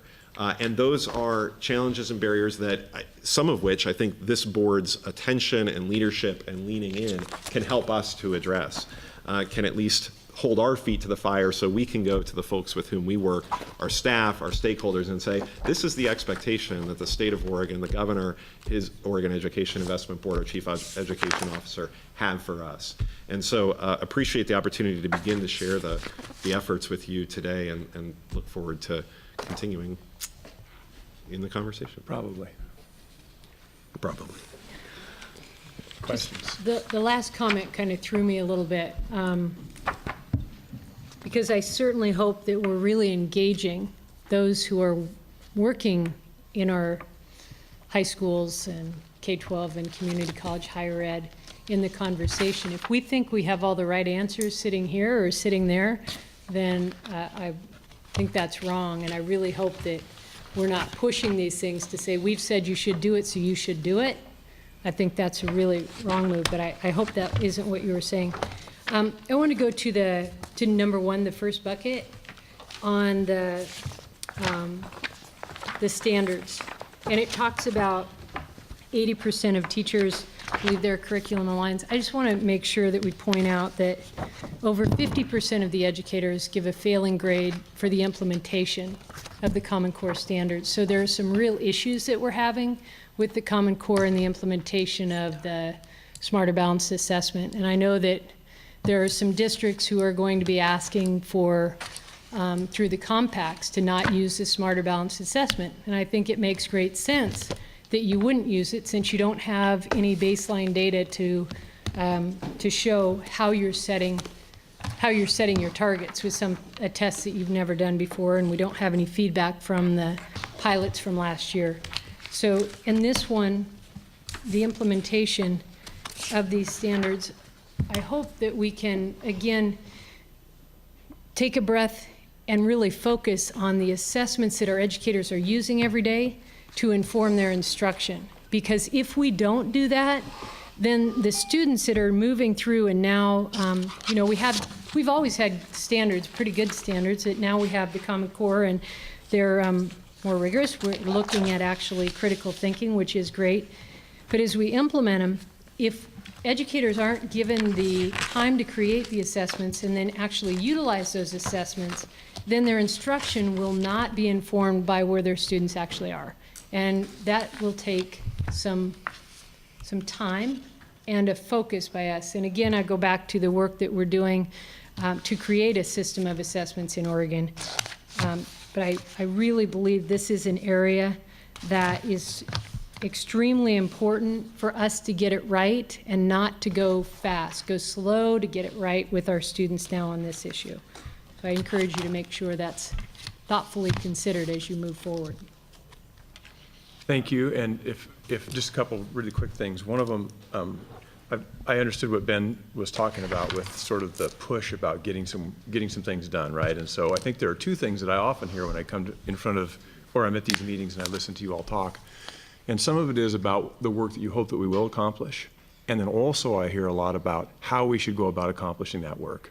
And there's not a meeting that we come to that I don't hear at least a number of you say, and I hope that you'll involve the people who are right at the ground level in the work. And so that resonates, and I appreciate that you followed up with that, and we'll keep that at the front of mind as we do the work. And the other part is there really are three kinds of assessment. that we have ongoing right now that I hope is all aligned to the Oregon state standards, whatever those standards happen to be and how they were developed. And that is the classroom assessments that take place on a regular basis that we would call formative, so that teachers know where their students are currently and how to alter and improve their instruction to move every student in their class forward in their learning. And then the interim assessments that are over time, that are a little bigger aggregate of work so that they can do the same.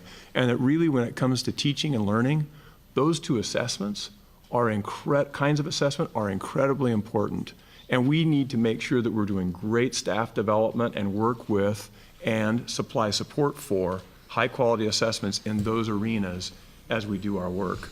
And then the third one, the summative assessment, that really is a snapshot in time around here's where this group is collectively, big picture, basically at the end of each instructional year, and how it looks like this district or this school are performing with their students. And that those are all important components as we think about policy and the work that we need to do. When it comes to teaching and learning on a daily basis, formative and interim, extremely important. And I think that we cannot support that work enough. I want to support what Rob was just saying, and from the state board perspective, if I may be so bold as the chair of that to speak, there are 2 points I'd like to make. One, I'd like to push back against the piece that there's been a failure of the Common Core. We've conceptualized the Common Core as the floor, not the ceiling. And the difference between those two perspectives is that the Common Core gives us something to stand on and a way to approach some of the ways we want to do things better. We do not feel that we have been, in the past, always aiming for higher. And that has been a part of the reason that the Common Core was voted on in 2010, and that we are working out how we implement the Common Core. The assessments for it have been developmental. And as most of you know, there has been a year in which the assessment, the Smarter Balance, has been the assessment we chose for it, has been developed to meet the particular needs of Oregon in terms of teaching the Common Core. I agree with Hannah that we need to be very, very inclusive about it. I believe we've had a kind of process, the kind of process that can do that, and I professionally strongly resist backing away from those goals that we set out. I think to back away from them indicates that we are turning our back on some important kinds of things. And I think we've settled for the softness too many times in the past.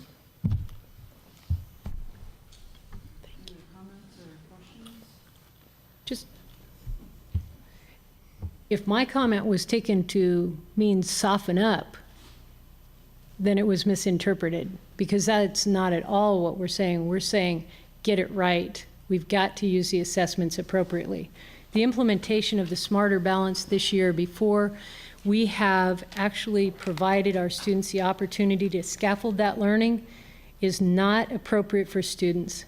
And there's a strong urging from educators across the state that we should be using those formative and interim assessments that Rob so eloquently spoke to. Those are key to learning.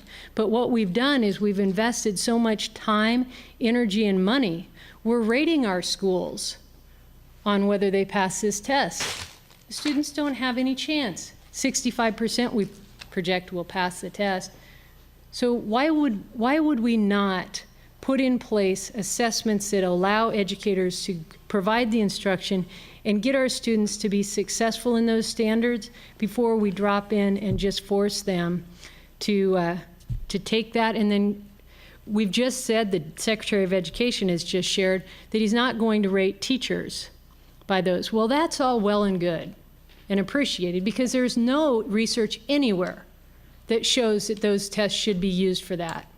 But they shouldn't be used to rate our schools, and they shouldn't be used to rate our students. And that's why we're standing up and saying, let's get it right. Let's take the time, instead of using these tests as a punishment, let's use them as a learning tool. Let's use assessments appropriately. You know, I would agree with several aspects and kind of push back on a few others to Hannah, but basically, when I look at the Smarter Balance, I've had the privilege to take a look at what's really in the digital library for the formative assessments.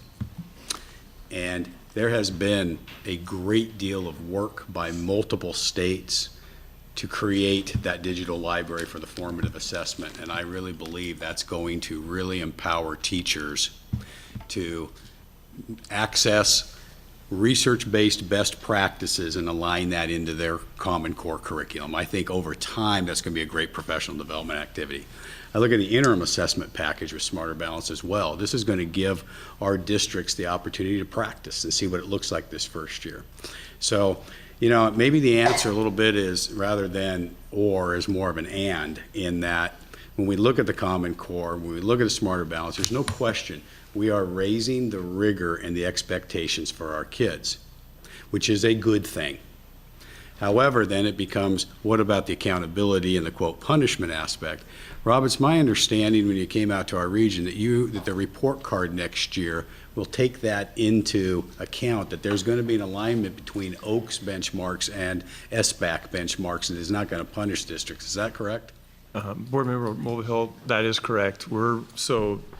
There are a couple different pieces of that, and it's work that we'll need to have underway as we look at the results of the field tests that we did this year. We had about 28,000 assessments that were given in Oregon this year. There were about 2.9 million assessments given across the nation in the Smarter Balance field test. But we'll need to look at those results and then the results that we get from the upcoming assessment this spring. And it's our intent to do a leveling between the old Oregon Assessment of Knowledge and Skills and the new Smarter Balance assessment that say, here are the scores that equate one to another.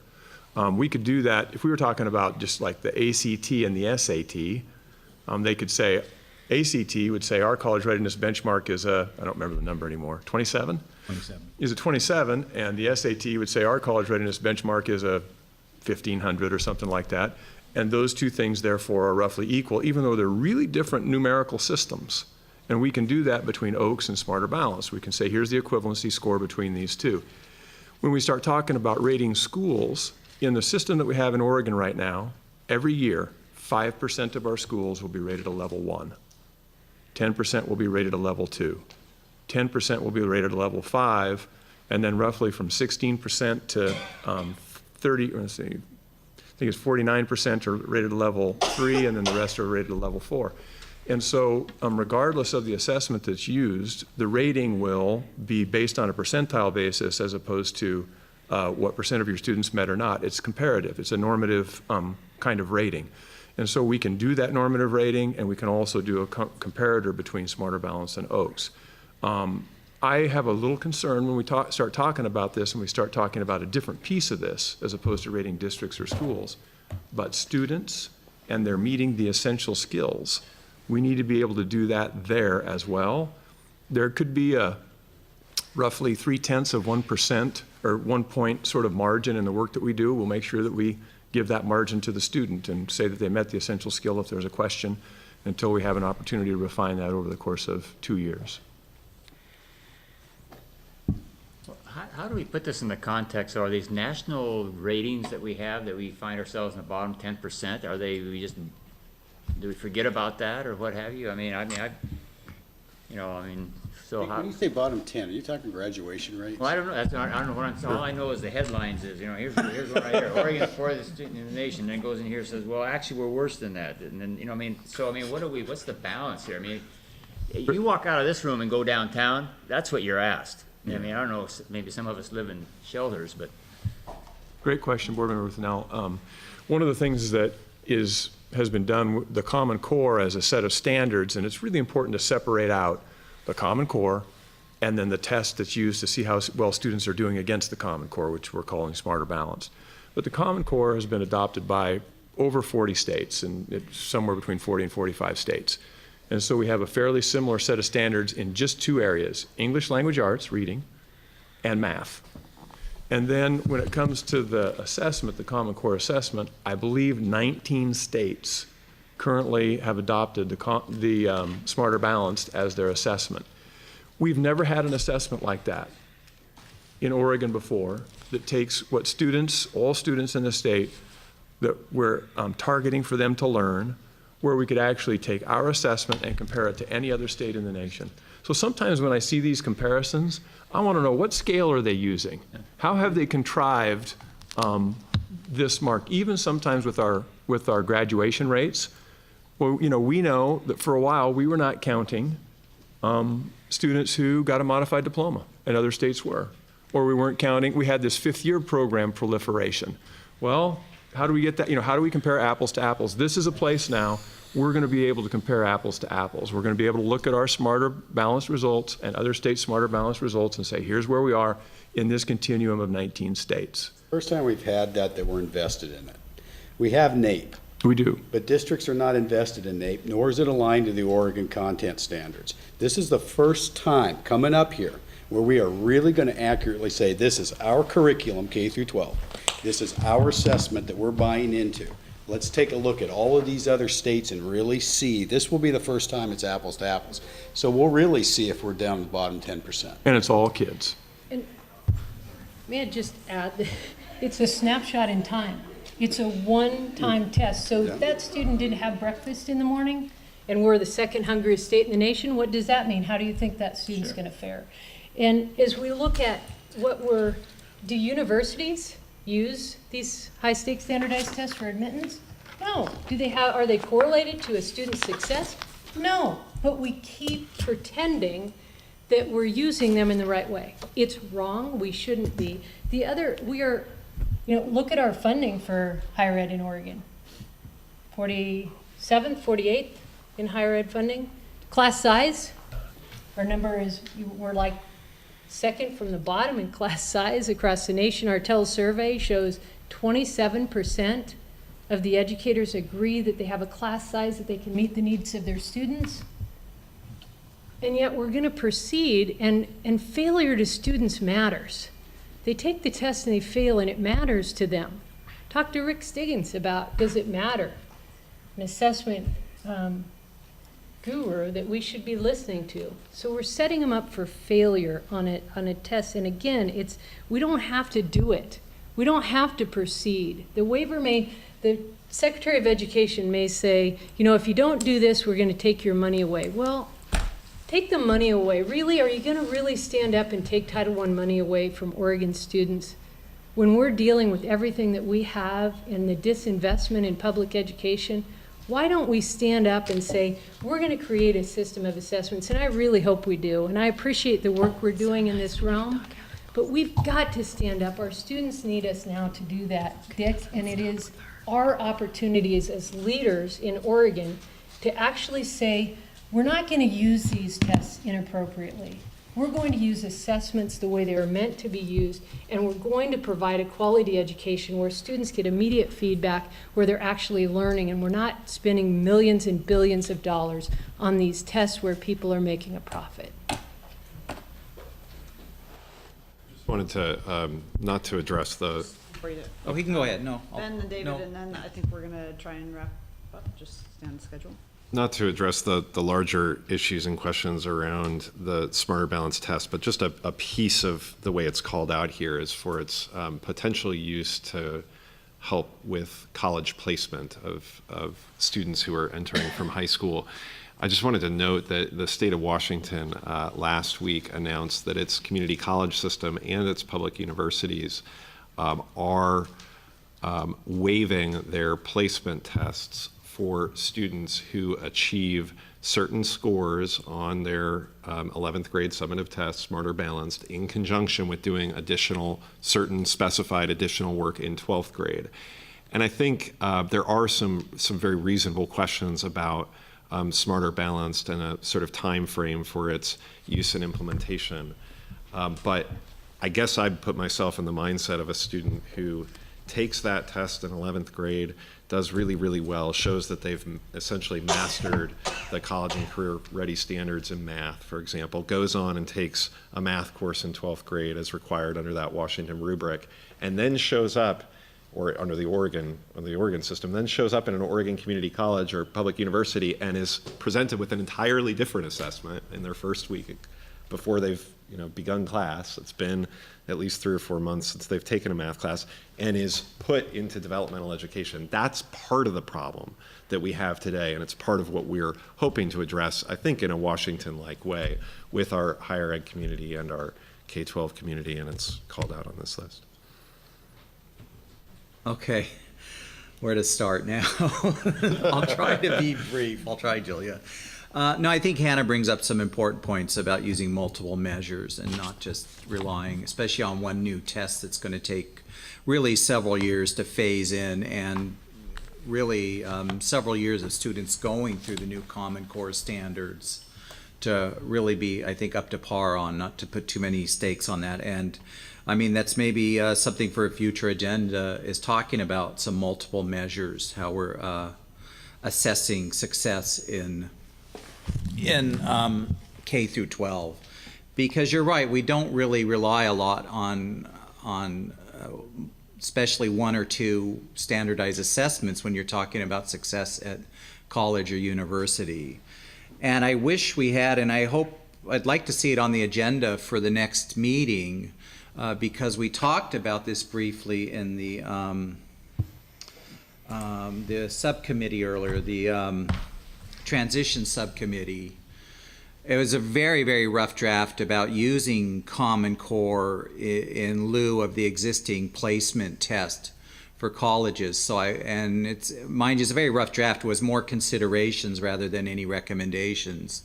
But I'd like to see us look at that draft for the next agenda on this meeting, because I think it's real pertinent to this, because I know this college uses the compass. It's basically, I think, for English and math, that's strictly what they're looking at. Are you up to those standards to enter college? And I mean, I don't think anybody's dedicated. That's some test provided by a corporation. And I'm hoping the report goes more into detail about how that's not entirely accurate, we found. So I think it's something we can be open to, and particularly looking at how that aligns with colleges. Megan really mentioned something when she was talking about early learning to K through 12, how the two sectors act differently, behave differently, really think differently. And I think that's something we haven't really talked a whole lot. Sometimes it kind of comes up in subtext on this board or in other things we're doing, but the way K through 12 talks and the way post-secondary talks, it's really a different kind of thinking. And I'm really struck by when we're talking about seamless system, there are a lot of seams, there are a lot of hurdles, barriers, small bumps, they all vary in how big they are between the two sectors, and that's something we should be looking at and working on.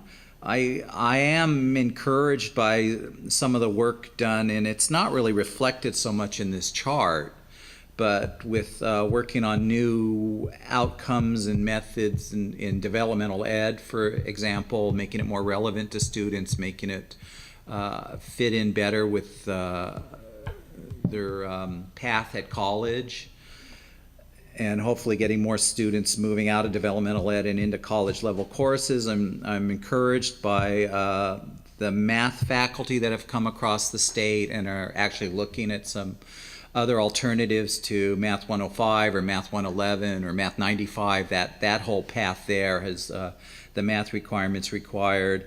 And still we've got to work on aligning curriculum between high school and college, and I hope we work on that. And that's something we could be calling for on this board on a future agenda with some concrete recommendations for that. So I'd like to see us move something maybe in the direction that I believe was the HEC as a report they've approved on aligning some common transfer courses across the college curriculum, the common course numbering they're calling it. And I think something like that could also be done. I'll say it really, we do need to bring together both regionally and at the state level the people in education, in K through 12 and in college. They think differently. They have different ways of approaching this. I know some people think the ivory tower colleges, they're never going to change. They do. They know what the pressures out there are. They know, students aren't succeeding.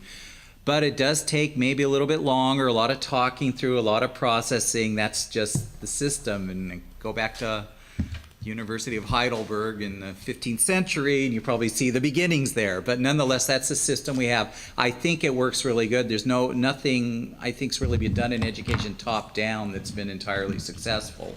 And I think if we learn from that, we'll be a lot stronger. So I call for that, this board to be fleshing out some of these and really going with some concrete recommendations that do involve bringing the two sectors together, because I think we're really seeing our development as a board working more on transition. So I'll leave it at that.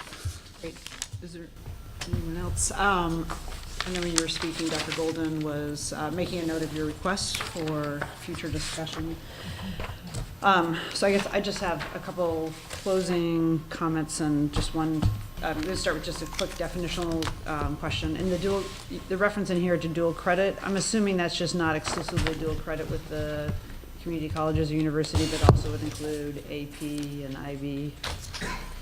It may, just for clarity, since we had that definitional document that was sent out by Hilda that had dual credit defined in one particular way, to use a more universal term versus dual credit. So I have two comments. One, to make this, I think this is a great start of mapping out the links and the transitions, some that are seamless and some that need to be made more seamless. One thing that I think would be helpful is to have, there's a column of remaining work that doesn't have any particular time element to it. That just to go back to, from a student and a family perspective, especially when you get into the 11 to 14 time period, I'd like to know if that work's going to happen this year or several years out, because each of those years that doesn't happen for some students who are paying for college credit or for college classes and not getting credit. That's money right out of their pocket. So I'd like to know what the time frame is on some of these and having a sense of urgency. And then the second issue is more coming out of the discussion that came up is I haven't heard anybody within the system talk about Smarter Balance being used as a tool to punish districts or individual students. So I'm interested in sort of, probably, Rob, most your perspective of how you see that as a tool to help districts and students versus as a tool for punishment, because I haven't heard it in the discussions of how do we use this data. So how do you perceive, you get that first round of information and you do all the calibration with Oaks, how will you use it in terms of, in relation to both schools and then how the conversation and discussion happens in the broader community, so students and their parents have an understanding of what that means? Yeah. So if, assuming everything continues on as we currently have this lined up, we would give the Smarter Balance assessment this spring. And then we would get back the results relatively quickly, probably about as quick as we've ever gotten any back, as far as, because there's a number of extended responses and work samples and that kind of thing that are contained within Smarter, different than Oaks where it was just all multiple choice. So we'll get those results back compiled. We'll be able to come out and say, this is what it looked like comparatively within the sort of 5%, 10%, 5% being a 1, next 10% being a 2, and so on when it comes to schools and school ratings. And so our timeline should be the same for that as it has previously been when we had Oaks. And so one of the fortunate things that we have that's happening this year is that by virtue of the way that we've gone about identifying what we call focus and priority schools. So priority schools are the schools that are Title I schools that are lowest 5% performing in the state. They're level 1 level 1 Title I schools. How's that? We identified a group of those schools 3 years ago, and those schools currently have been receiving support. This is the third year of support. And so they are identified as a level 1, and we can think about what that communicates and whether or not that's punishment or identification. Depends on how we want to talk about it. And then we've set out to provide support for those level 1 schools. And it really has been providing them with a coach, identifying issues that were keeping them from having a higher level of student achievement, and trying to figure out how to put together a plan and what work they could do, and then additional money that went to those schools and so on in order to work to try to have them exit that level 1 status. We had approximately 91 focus and priority schools that were identified in that first round of doing that work, and the majority of those schools have since exited that status, and we're only in the beginning of the 3rd year. So after 2 years, the majority, I think 60% of those schools have exited either level 1 or level 2 status, which is, I think, really great, right? So identified, focus some work on it, getting better outcomes with students than they had been previously. There's still some schools that were, all those schools are continuing to receive support. When we give the assessment this spring and the results are done, no schools will be newly identified as priority or focus, because it is a 4-year commitment to support those schools. So in the first year of implementation, schools will be rated as a level 1, 2, 3, 4, or 5, but there will be no new focus and priority schools identified. Then we'll have that will be the 4th year of support. The following spring would be the 2nd round of assessment, and assuming that the waiver looks similar from the US ED, which they'll come out with a new set of waiver identified requirements basically this winter. Assuming those look similar, I would think that 2 years from now, the second time that we deliver this assessment, it could mean that some schools would be identified then as focus and priority once again in the state and would begin to receive support, but that wouldn't happen until the 2nd year of implementation of SMARTER. And then we would be right back into the level of providing support. If we have some schools who have been identified as focus and priority previously in this previous round that still do not exit focus and priority status 2 years from now, then we need to make some decisions about how we're going to interact with those schools, what kind of supports or decisions we're going to make about what we're going to do in relationship to the fact that there are still fairly low levels of student achievement in those schools. So I don't know if that answered precisely, but it's a little detailed, I apologize, but it's the only way I could kind of get to the explanation. And just looking at the time, I'm going to wrap up unless you have anything else that you felt you needed to add.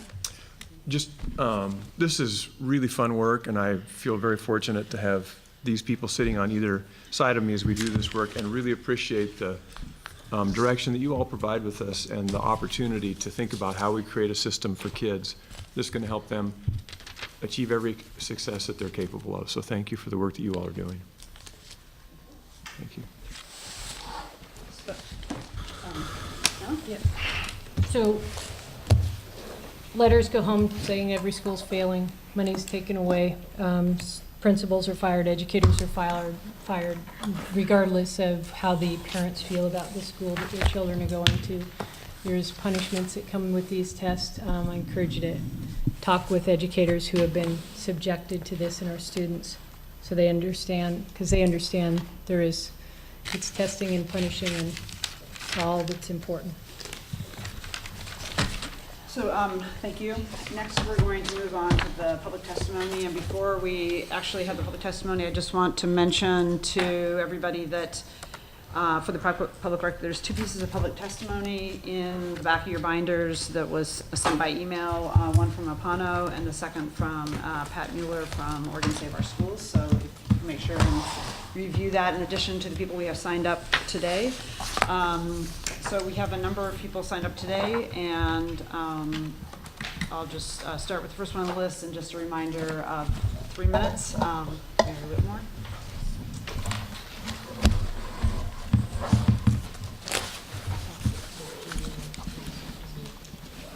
It's in the back somewhere. It's in somewhere. Thank you very much. I'm a retired teacher. I have researched reading instruction in Oregon for 10 years. I'm from Forest Grove. I want explicit phonics taught first in kindergarten. Oregon's 29% decade-old illiteracy rate is intolerable and cannot be a precursor to 40-40-20. I would like to invite Megan Irwin to tour Mitch Charter School in Tigard with Dr. Dapo and I soon, and I would appreciate her reflection given to the board. I am requesting mediation and reconciliation with Dr. Curtis because we have personal conflicts that are an obstacle to my volunteering in our schools.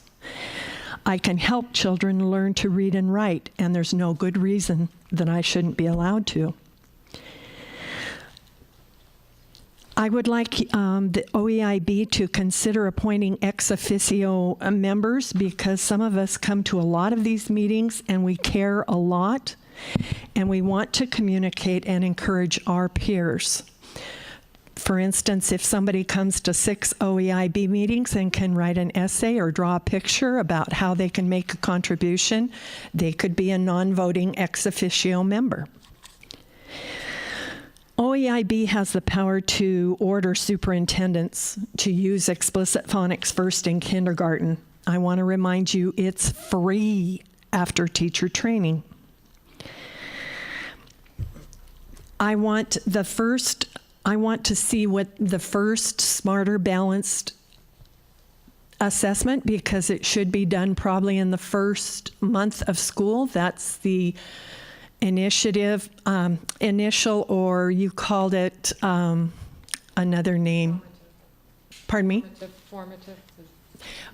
Well, when I first investigated Smarter Balance, I think they called it initial, formative, and summative.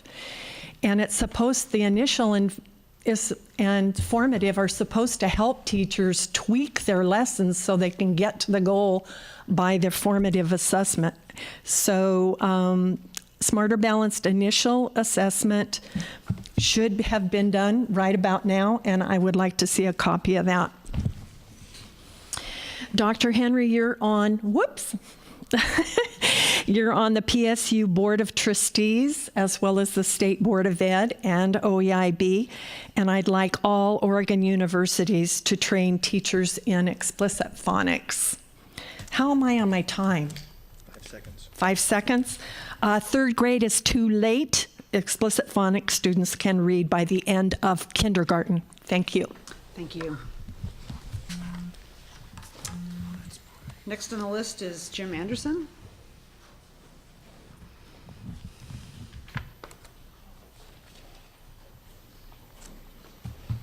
Hi, I'm Jim Anderson, industrial engineer from Stanford, and worked my professional life in systems analyst and statistical quality control.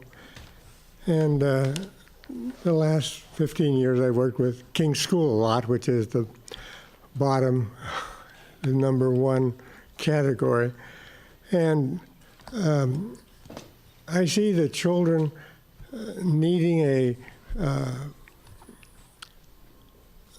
emphasis on themselves, that they are taught at their own level, at the zone of proximate development. And this is very difficult to do in the classroom where you're teaching curriculum. And I feel that one-on-one tutoring is necessary to get the kid up to a level where he can learn from the curriculum. The curriculum can be excellent, but if the child isn't at a level where he can understand it and learn from it, if it's out of his zone of proximate development, he'll never be able to get into the pipeline of passing. And I see so much how especially the younger kids in kindergarten and first grade, they respond to the curriculum in a rebellious and stony way when they can't understand it. But if you get down to their zone of proximate development, they suddenly start laughing and hugging and want to be the teacher. It's so obvious that they can learn at a lower level than the curriculum. And so this one-on-one tutoring, I think, is so necessary for us to help these children get to a level where they can learn the curriculum. Thank you. Next is Anna Olivia Paluzzo Angelo.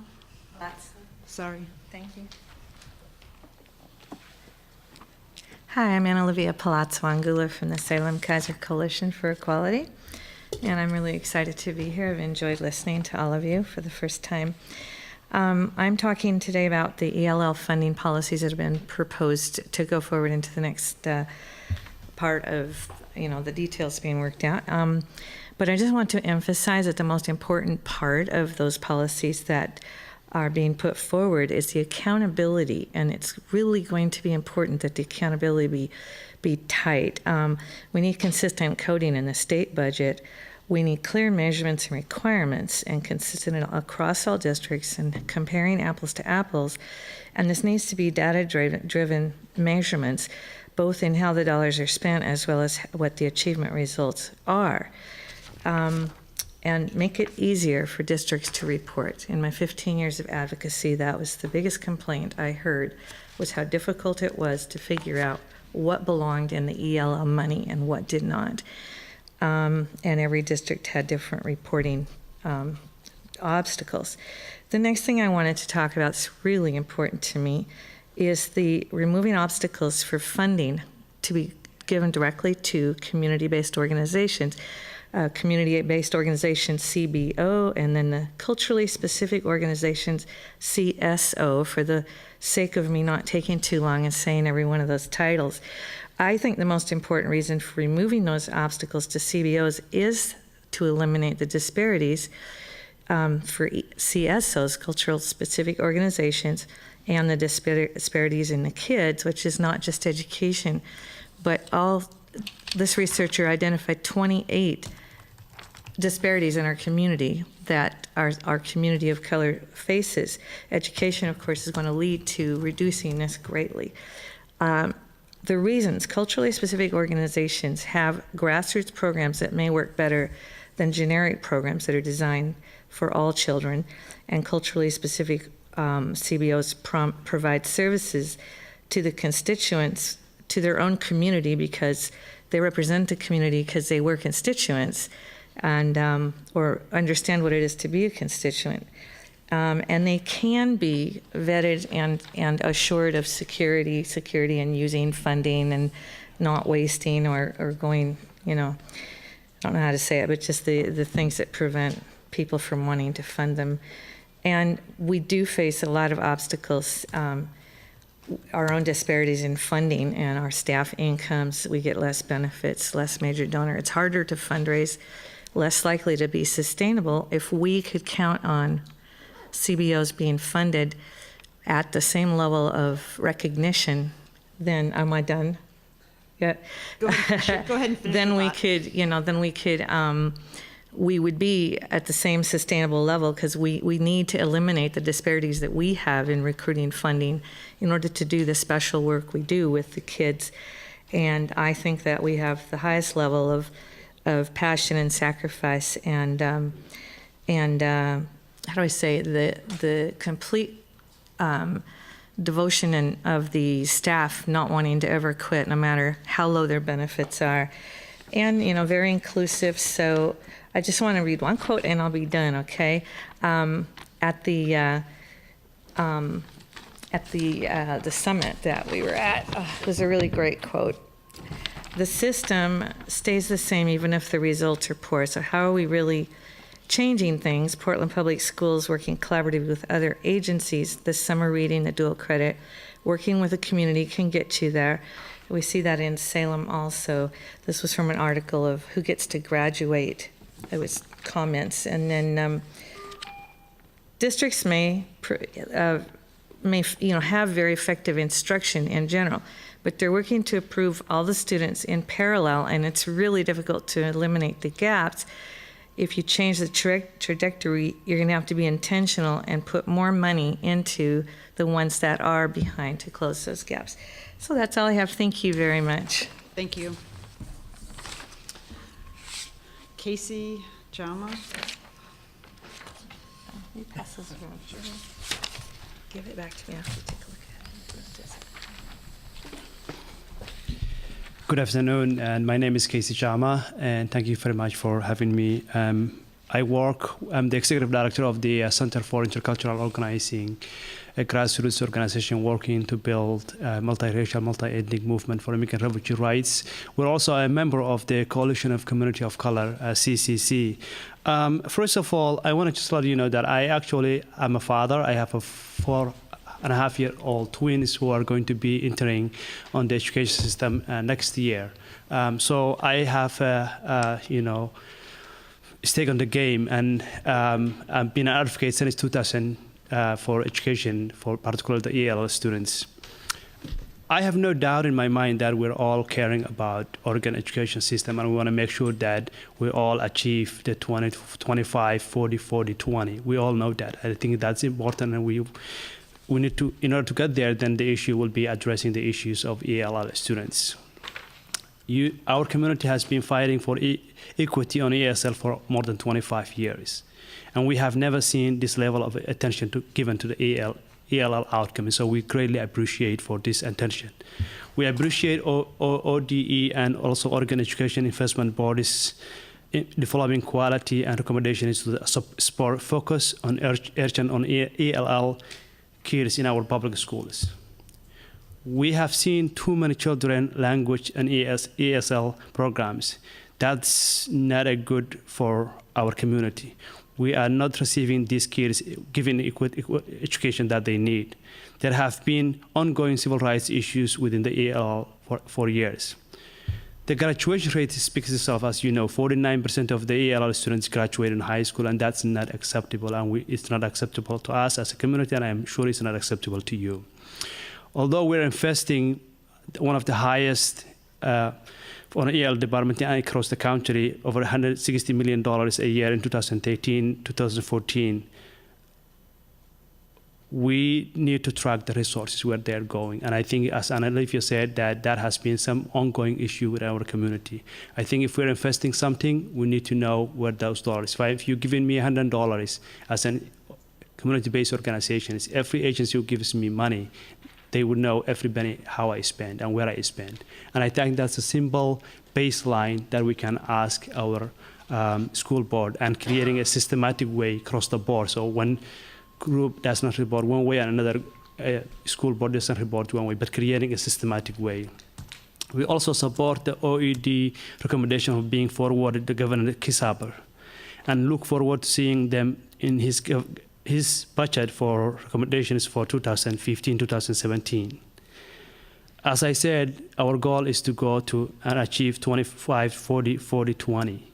And this, what you are doing, the forward recommendation budget to the governor, is the right direction. But again, I want to emphasize we need to track those resources. And I am also aware of there's a host of other reasons why we're having those graduation rates. But I think today the issue is the money, and I would like to see that happen. Thank you very much.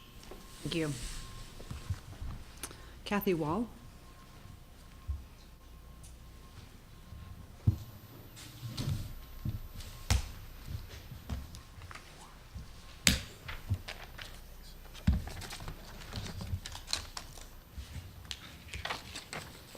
I think it's Kathy Way. Sorry. It's okay. I was like, Kathy. I was wondering about that. I didn't see a dot. So hello, members of the Oregon Education Investment Board. My name is Kathy Way, and I am a community organizer with APANO, the Asian Pacific American Network of Oregon. We are Oregon's largest and oldest advocacy and policy organization, working to ensure equity for over 220,000 Asians and Pacific Islanders statewide. So I'm here today to basically provide a narrative, both a personal and a community narrative for why we need to have better outcomes for our English language learners here in the state. And also, having been a product of Oregon's public education system, this is an issue that I personally hold very dear to my heart. And I know that my family would be proud of me today to, provide this testimony to advocate for our community members. So our Asian and Pacific Islander communities have been fighting for years for better outcomes for our English language learners. This is a top priority for Apano in the 2015 legislative session.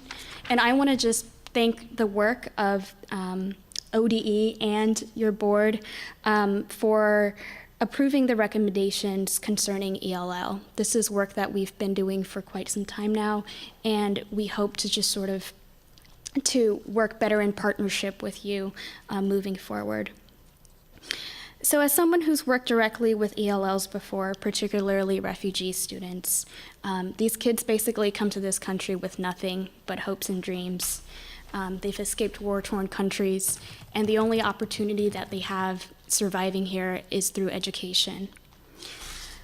We know that we can all give our kids, regardless of nationality, citizenship, race, or ethnicity, equal opportunity to a quality public education in Oregon.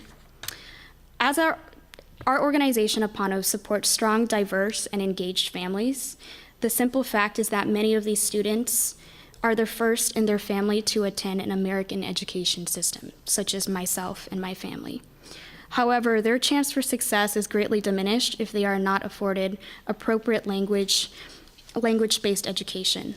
Additionally, the family unit also suffers as a whole when the doors of education are closed due to barriers in language. This severs the opportunities not only for the student, but for the entire family as well. So in closing, I'm just here to support and applaud your work that you're doing with many of our coalition of community partners.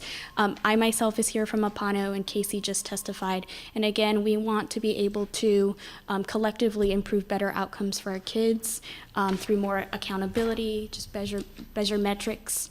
And we hope that we can continue to work with you in the future to help improve these outcomes. Thank you. Thank you. Next is Steve Buell.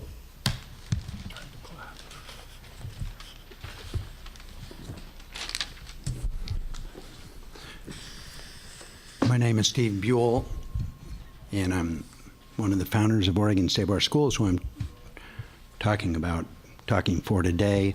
I'm on the Portland School Board, and I'm going to reference a couple things they're doing in Portland, but I'm not speaking for the Portland School Board in any way. I've been sitting here for over 3 years, probably, since the very beginning, and we've been following carefully the very beginning up until now, the directions that the OEIB has gone. They made a lot of early errors, not the least of which was buying into the Oregon Business Association's educational program. But you're actually starting to get a little bit better, really doing some things that seem to be making sense. But you're still making the same major error that hurts what you're trying to do over and over and over again. A man by the name of Rex Hagans, who's an Oregon Save Our Schools member, and a man by the name of Tom Olson, who's recently deceased, who is a good friend of mine and also an Oregon Save Our Schools, and I sat down with Nancy Golden and said, look, there's a lot of things that are happening that are unintentional consequences from the things that you're doing. And you don't seem to know what they are or have any sense of them. Because when you go out and talk to people, they're saying, oh yeah, you're doing great. Yes, oh, it's nice. Dr. Golden comes out, who comes up and says, you guys are fools. You know, you're doing this and it's horrible. Or who goes to Ms. Irwin and says, listen, you've got serious problems here in what you're trying to do around early childhood. You're not getting that. And for instance, your database, longitudinal database, is criticized by person after person after person who knows about databases and what we're trying to do there. And they're saying, you've got to really be much more careful than what you're doing. And it's like you don't even have any idea that that's a problem. Your kindergarten standards and how they are working. I've talked to people in your hubs who are big-time kindergarten people who have say to me, hey, this is garbage. what we're doing here. We're making all sorts of errors. I wonder, are they going to Miss Irwin and saying, and risking their job to tell her that? Probably not. You've got the ELL. I have really good contacts with the ELL people in our own school district in Portland, and they're saying, yeah, we're fudging kids through on the graduation rates instead of actually teaching them what they need to do to actually become college ready. And so you're really kind of not looking at that. The latest one, which is really interesting, is the stuff with the around the SBAC and the assessment testing that we're now going, and you're going to try and equate that. In my school district in Portland, what the Achievement Combat Committee said was, I'm sorry, we can't give you percentages because you can't equate these two tests. You don't know, we don't know, we don't have any idea. And so what's going to happen to us down there in Portland when we say, I'm sorry, but are you guys, don't you understand this? Doesn't Mr. Saxton here in the OD, doesn't he understand how this doesn't work? I mean, Ms. Vandering can point it out and stand here and point it out and point it out. And, You want to okay, just finish it? Go ahead and finish this the is the and Ms. Brim Edwards asked a question of Assistant Superintendent Saxton, and he doesn't answer it. It was a simple question. How are we testing and punishing? And Ms. Vanderinghen, but does Mr. Saxton not understand the test and punish system, or just does he not want to look at it? My guess is he may understand it and doesn't want to look at it, which is the problem that you're having that's still causing you to not be successful in the state of Oregon. Thank you for the time and energy. I really appreciate it. Our last person is Maureen Barnhart. Not here. Okay. With that, we've worked through our agenda. The meeting is adjourned.